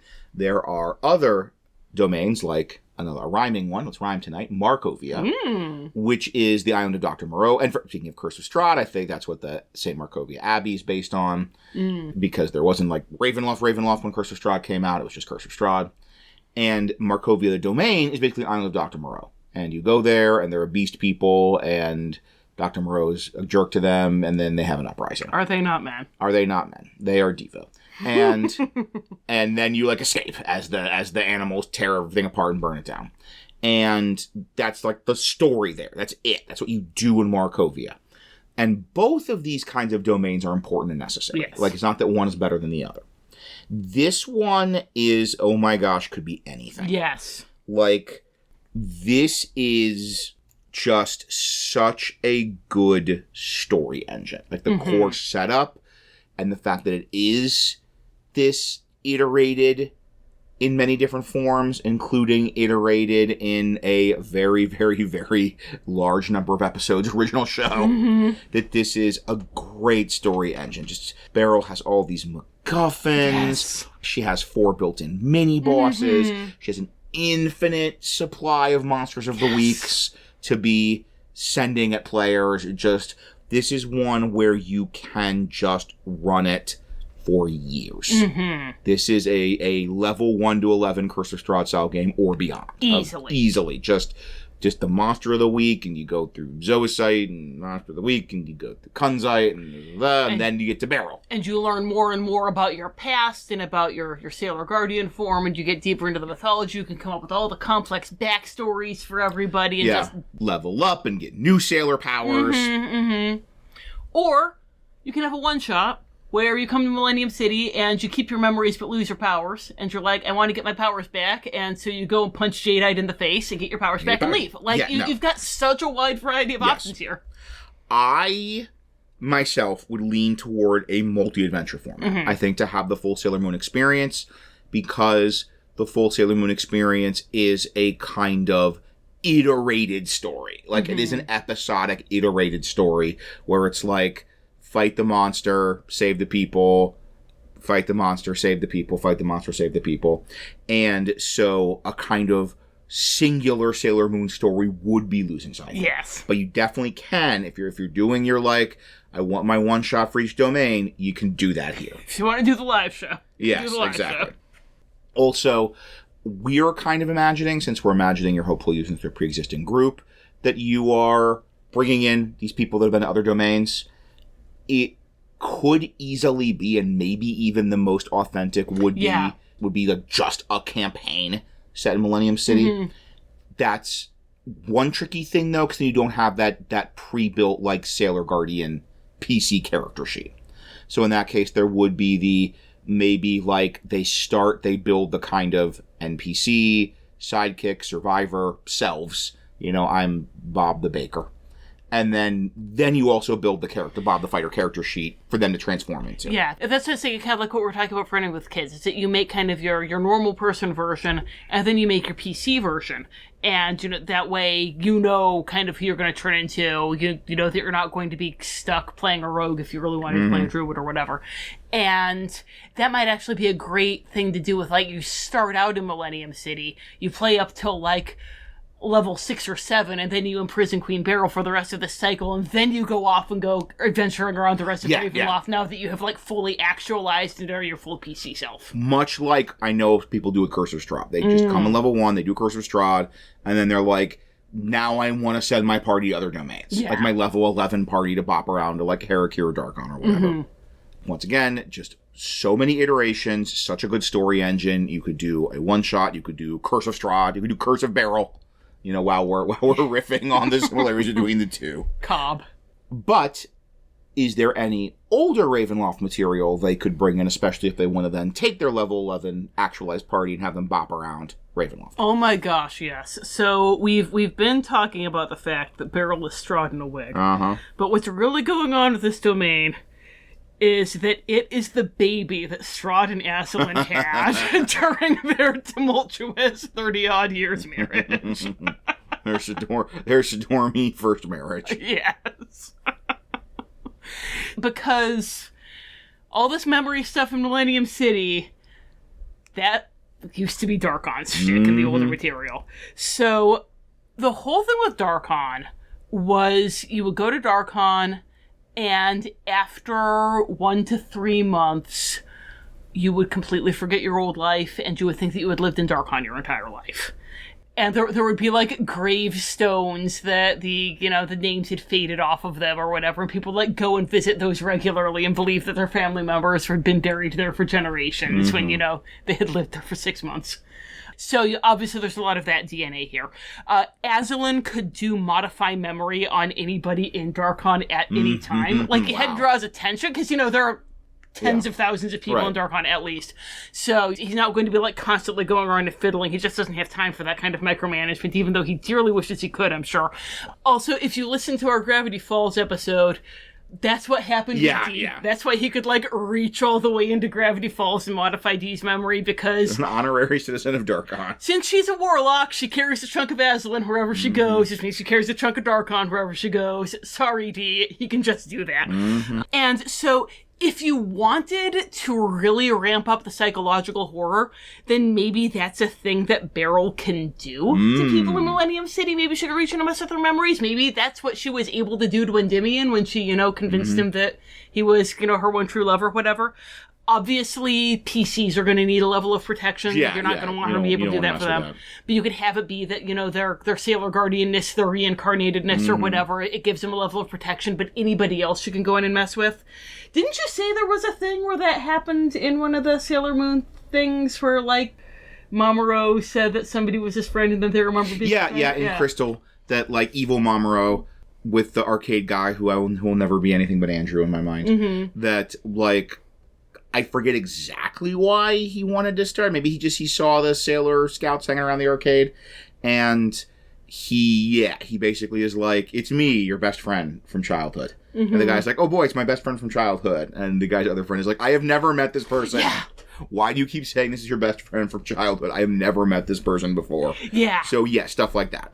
So if you really wanted to play around with this theme of memory and people having false memories, then you could have the false memories change more often and, you know, get some real... You get that, like, I have never met this person before. Why are you saying they're your best friend from childhood? And even the, like, you know, if your PCs are coming in and having their whole new lives in Millennium City, like, what if they have people there who think they're their families? Yeah. Like, you know, if you want to do the full they come in and they're middle schoolers, then, like, these are just some random couple who now believe that this is their child. Like, they are not raised parents, but they think they're raised parents. That's awesome. Speaking of psychological horror. And then, the other parent who created this domain is Strahd. Obviously, Curse of Strahd parallels all over the place. Anything with incorporating Tatiana can also be applied to incorporating Sailor Moon and Endymion. So, the whole idea of Tatiana being a PC, Sailor Moon or Endymion can be PCs, that sort of thing. I can't really think of a way to have a game where, Tatiana is a Sailor Guardian, because I feel like Curse of Strahd's level 1 to 11, and this feels level 1 to 11. Yeah, I kind of love the idea of Tatiana being a magical girl, because she has big magical girl energy. She has a big magical girl energy. But I can't quite think of a way to make that work, because both the Sailor Moon story and the Curse of Strahd story would be kind of like the beginning of her story. Right. So, listeners, if you can think of a way to make that work, please let me know, because it would be awesome. And then the other thing, this is a 5e thing that we have complained about many times. Right. We do not understand why this is there, which is that whole idea of the soulless people. Yeah. That just, for me, just really takes all the stakes out of the game. Yeah. And this might actually be because we've got this whole idea that Beryl is stealing life energy from people, which in K-pop Demon Hunters is stealing souls. Right. So it could be that when people get sucked into the dark dimension or whatever, and Beryl pulls out their life energy / souls, what's left is this soulless husk, and it just kind of gets recycled back out into the rest of Ravenloft. So the people who are wandering around Ravenloft without souls are people where Beryl has taken their souls. Yeah. So when you defeat her, you fix the stupid soulless thing, and it's not there anymore. Guys, I'm sorry if you like the soulless thing, but I never will. Please explain why. And we're not going to agree with you, but we'll be polite about it. And we'll think you're wrong, but we'll be polite about it, I promise. Final thing I'd like to talk about in our parting thoughts section is the strengths and challenges of running your Sailor Moon game. One of those strengths we've just pointed out is the ability to fix a baffling meta plot decision in 5e Ravenloft. But that's really just a strength for us specifically. General gaming strengths, you get to hit all the Curse of Strahd beats. If you want a new twist on Curse of Strahd, you get to hit a lot of the same narrative beats, but the gender swapping might make it more palatable if you have a group with, where Strahd's a little too close to home. Little too real, toxic Queen Beryl, jealous girlfriend is a little less maybe sensitive to some people. Yeah. And another thing is Beryl has other goals besides getting Endymion. So that gives her a more robust story engine. Yes. You can have a whole bunch of sessions go by, and Beryl's doing all this stuff, and it's nothing to do with Endymion. It is just plans to get energy. Plans to steal life energy for the Dark Kingdom. Plans to get magic crystals that'll give her energy for the Dark Kingdom. Yeah. Plans to get magic crystals that'll get her the magic silver crystals that, let her become supreme or whatever. Plan to get magic crystals that'll turn people into super powerful magic monsters to fight the Sailor Guardians. Just lots of options. And just magical girl is one of those kind of core anime genres I think most people are familiar with, and it's one that dovetails with D&D a lot better than something like Mecha. And so this kind of lets you run a very anime experience side adventure if you're using that pre-existing Ravenloft party, because this is a framework where it naturally lends you to doing the transformation sequences and shouting attacks and having magic blasts and fighting with the power of love and all that good stuff.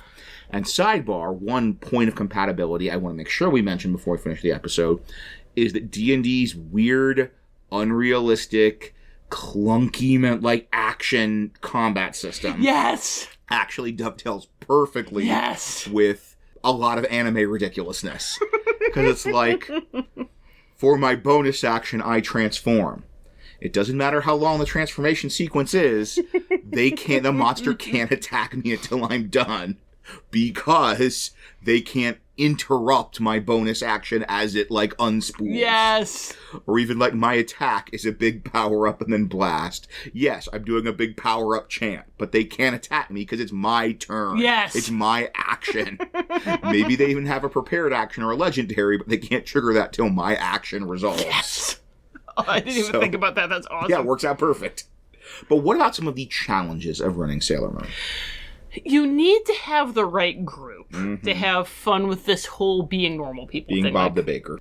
For the right group, this is going to be the best thing ever. Yes, They're going to have so much fun. They're going to talk about this for years. It's going to be so, like, the intense role-playing, building their little soap opera of Bob the Baker and his girlfriend, and then, like, but no, I don't want to be Bob the Fighter. I want to stay with my girlfriend, this Bob the Baker. And bake bread. I was going to propose. I have the ring.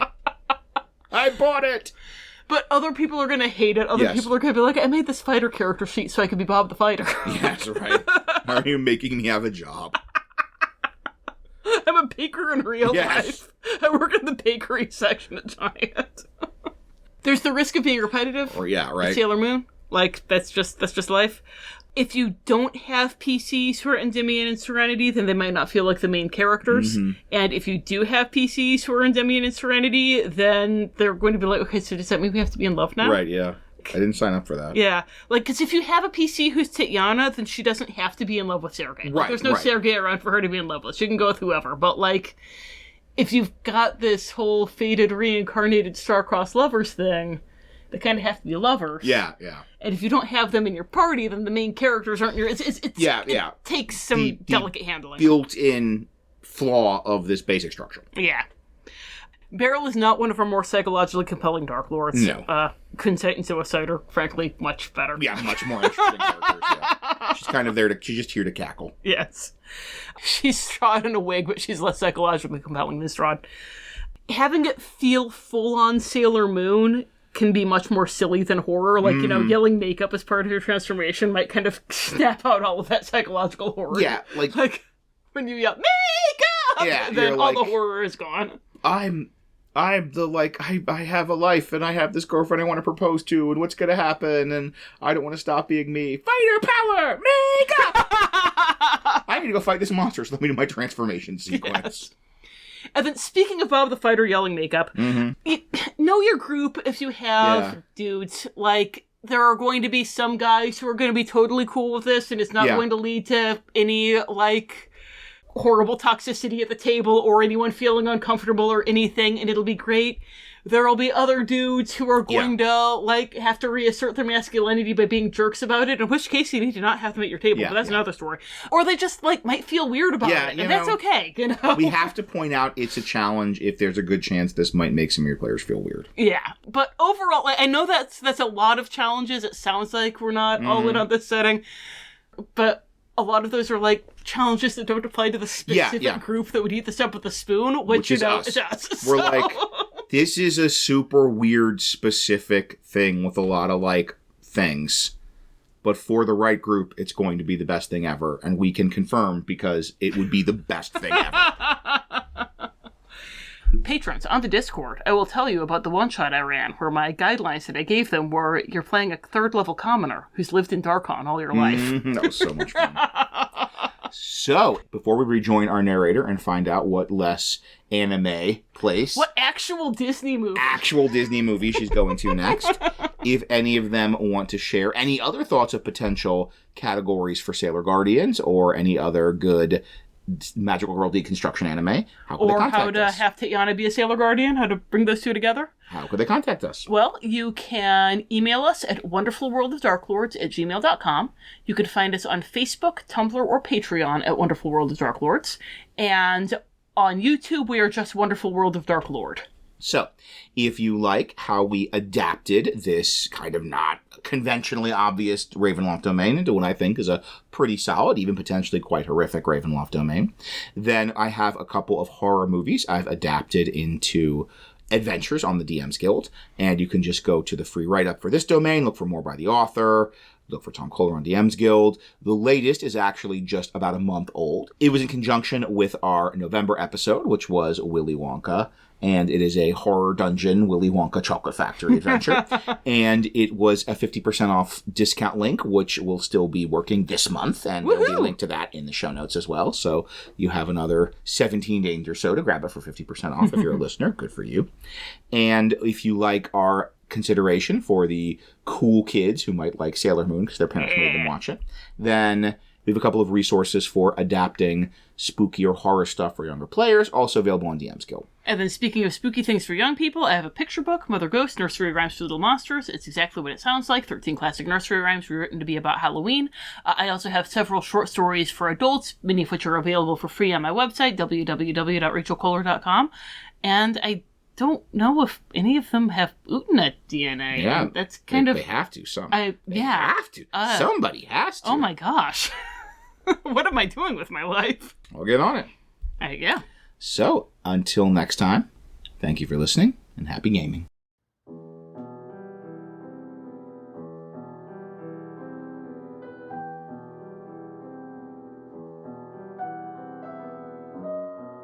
Parting thoughts. Please, Hansen, I implore you not to take anything said by my other self to heart. It seems that she was attracted to Maleficent, after all. How insightful can she possibly be? She was well-meaning, but she was a simple soul, and she could not understand the complexities of my relationship with my beloved patron. Of course I fear you. I would be a fool not to fear you. That hardly precludes love and loyalty. You may have noticed that I am not burdened with an overabundance of humility. In all my life, I have knelt in homage once, and only once. If you believe in nothing else, believe in my pride, and know that I would not have done so without absolute sincerity. I love you. I swore it on bended knee that day, and they are not words I hold cheap. And as I have no particular urge to scream and never stop screaming, I hope you'll see that has not changed. On the subject of Millennium City, I hardly need to inform my patron that there's precedent for realms affecting the memories of those who enter them. When I passed through its borders, I was not the only one who believed that I had lived there my entire life. The faculty at Millennium University remembered me attending as a student, graduating with honors, and returning to teach. What's more, in addition to forgetting my magic, I lost the lion's share of my talents. For all of my other self's pride in her intellect, for instance, which, to be fair, still outshone the rest of the university's history department, I now know that it was far less than my own. I cannot say how much of this is an intrinsic property of Millennium City and how much of it is due to the crystal that Nephrite was using, but I did notice that no one I spoke to had memories of any life outside the city, including a handful of people who looked and sounded like Agrabanians. In retrospect, their presence is unsurprising. If Beryl is trying to use this silver crystal to gain control over someone she loved in a past life, and Jafar is seeking enchantment magic, the connections are fairly obvious. I attached a more thorough report on what I learned about Beryl after I no longer felt like I was thinking through several layers of cotton. One of the few benefits of being powerless in Millennium City was the respite from nightmares. I'm afraid that as soon as I regained my memories, they returned in force. Please, Hansen, I want them gone. I will gladly give up the need for sleep and consider it a blessing if it means ridding myself of these dreams in the process. I must ask one other favor of you. The nightmares, I know I have been speaking of them frequently, but believe me when I say that I have scarcely conveyed a fraction of how they have bedeviled me. Sometimes I awaken and genuinely fear that I'm going mad. For several minutes, I'm uncertain as to what is real and what was a perverse invention of my mind. I cannot overstate the toll that the exhaustion is taking on me either. I need to rest. I would consider it a great kindness if you would permit me to return to Salem for Yule in order that I might recuperate with my family. I will continue on my itinerary from there, and I will send you your next report as scheduled, but I am nearing my limit, and I cannot function to the best of my ability unless I take some time for my mind to heal. If I try to complete another report in my current state, I'm gonna wreck it. Love, D.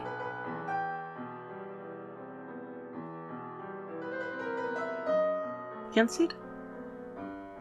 It's been 3 days. Is everything... I will respond at my convenience, little servant. Not yours. Understood. If I am simply to await your pleasure, I see no reason not to do so in Salem. Take what time you need.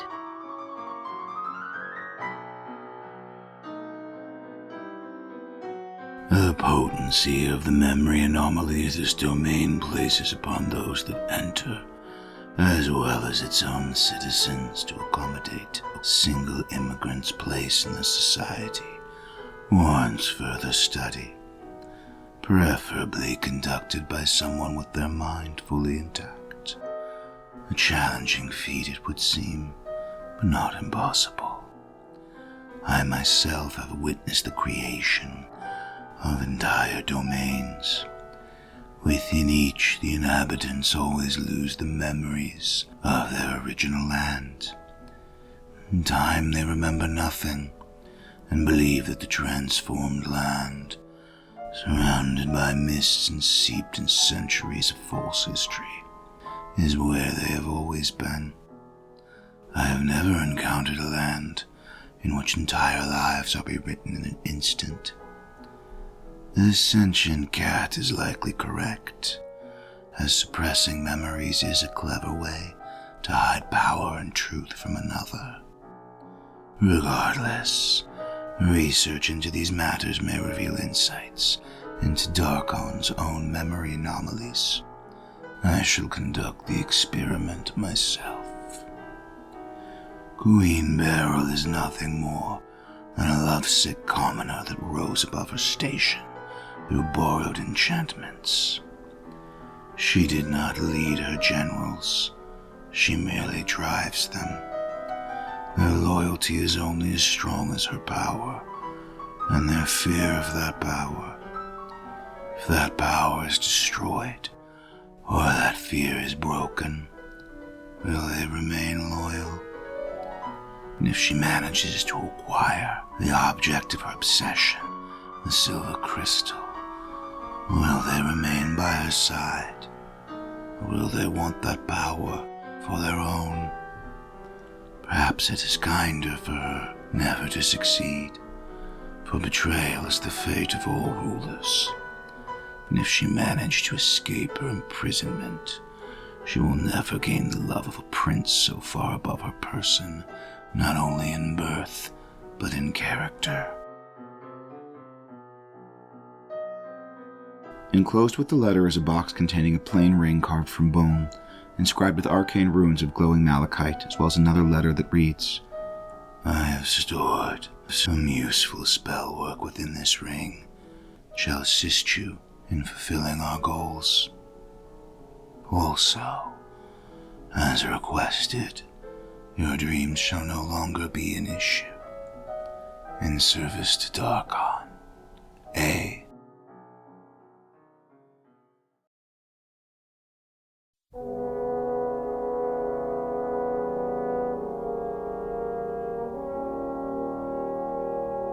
Dear Father, I have twice attempted to speculate on the applications of the enchantment magic in Millennium City, but my continuing resistance has not allowed me to complete a report. It seems that I can be of little use here. Suffice it to say that Millennium City contains a variety of magical crystals, any one of which might be an infinity stone, and that Beryl's aptitude for enchantment makes the presence of the enchantment stone likely. Although the stone in Maleficent's staff continues to be a strong candidate, her use of illusions and curses suggests a more generalized application. It seems more likely that Beryl is in possession of the stone. Of particular note is this silver crystal. Although it was difficult to pin down any concrete evidence of its abilities, Artemis's accounts suggest that it can be used to cast a wish spell, which would logically link it to conjuration. It is worth noting, however, that when it was used in the past, the strain of channeling its power was enough to kill its user. If you were to use the silver crystal without proper precautions, it may well destroy you in the process. Good. Use it and die, and I will dance on your grave. Oh, God damn it, I'm sleepwalking again.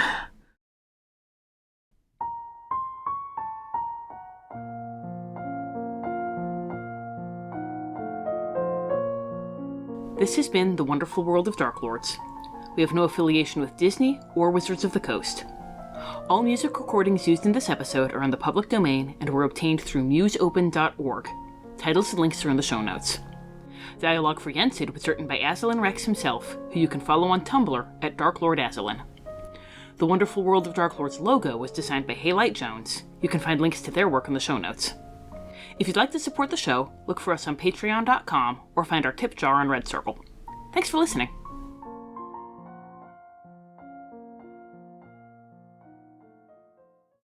Do testing. Testing. Testing. We are testing on the mic.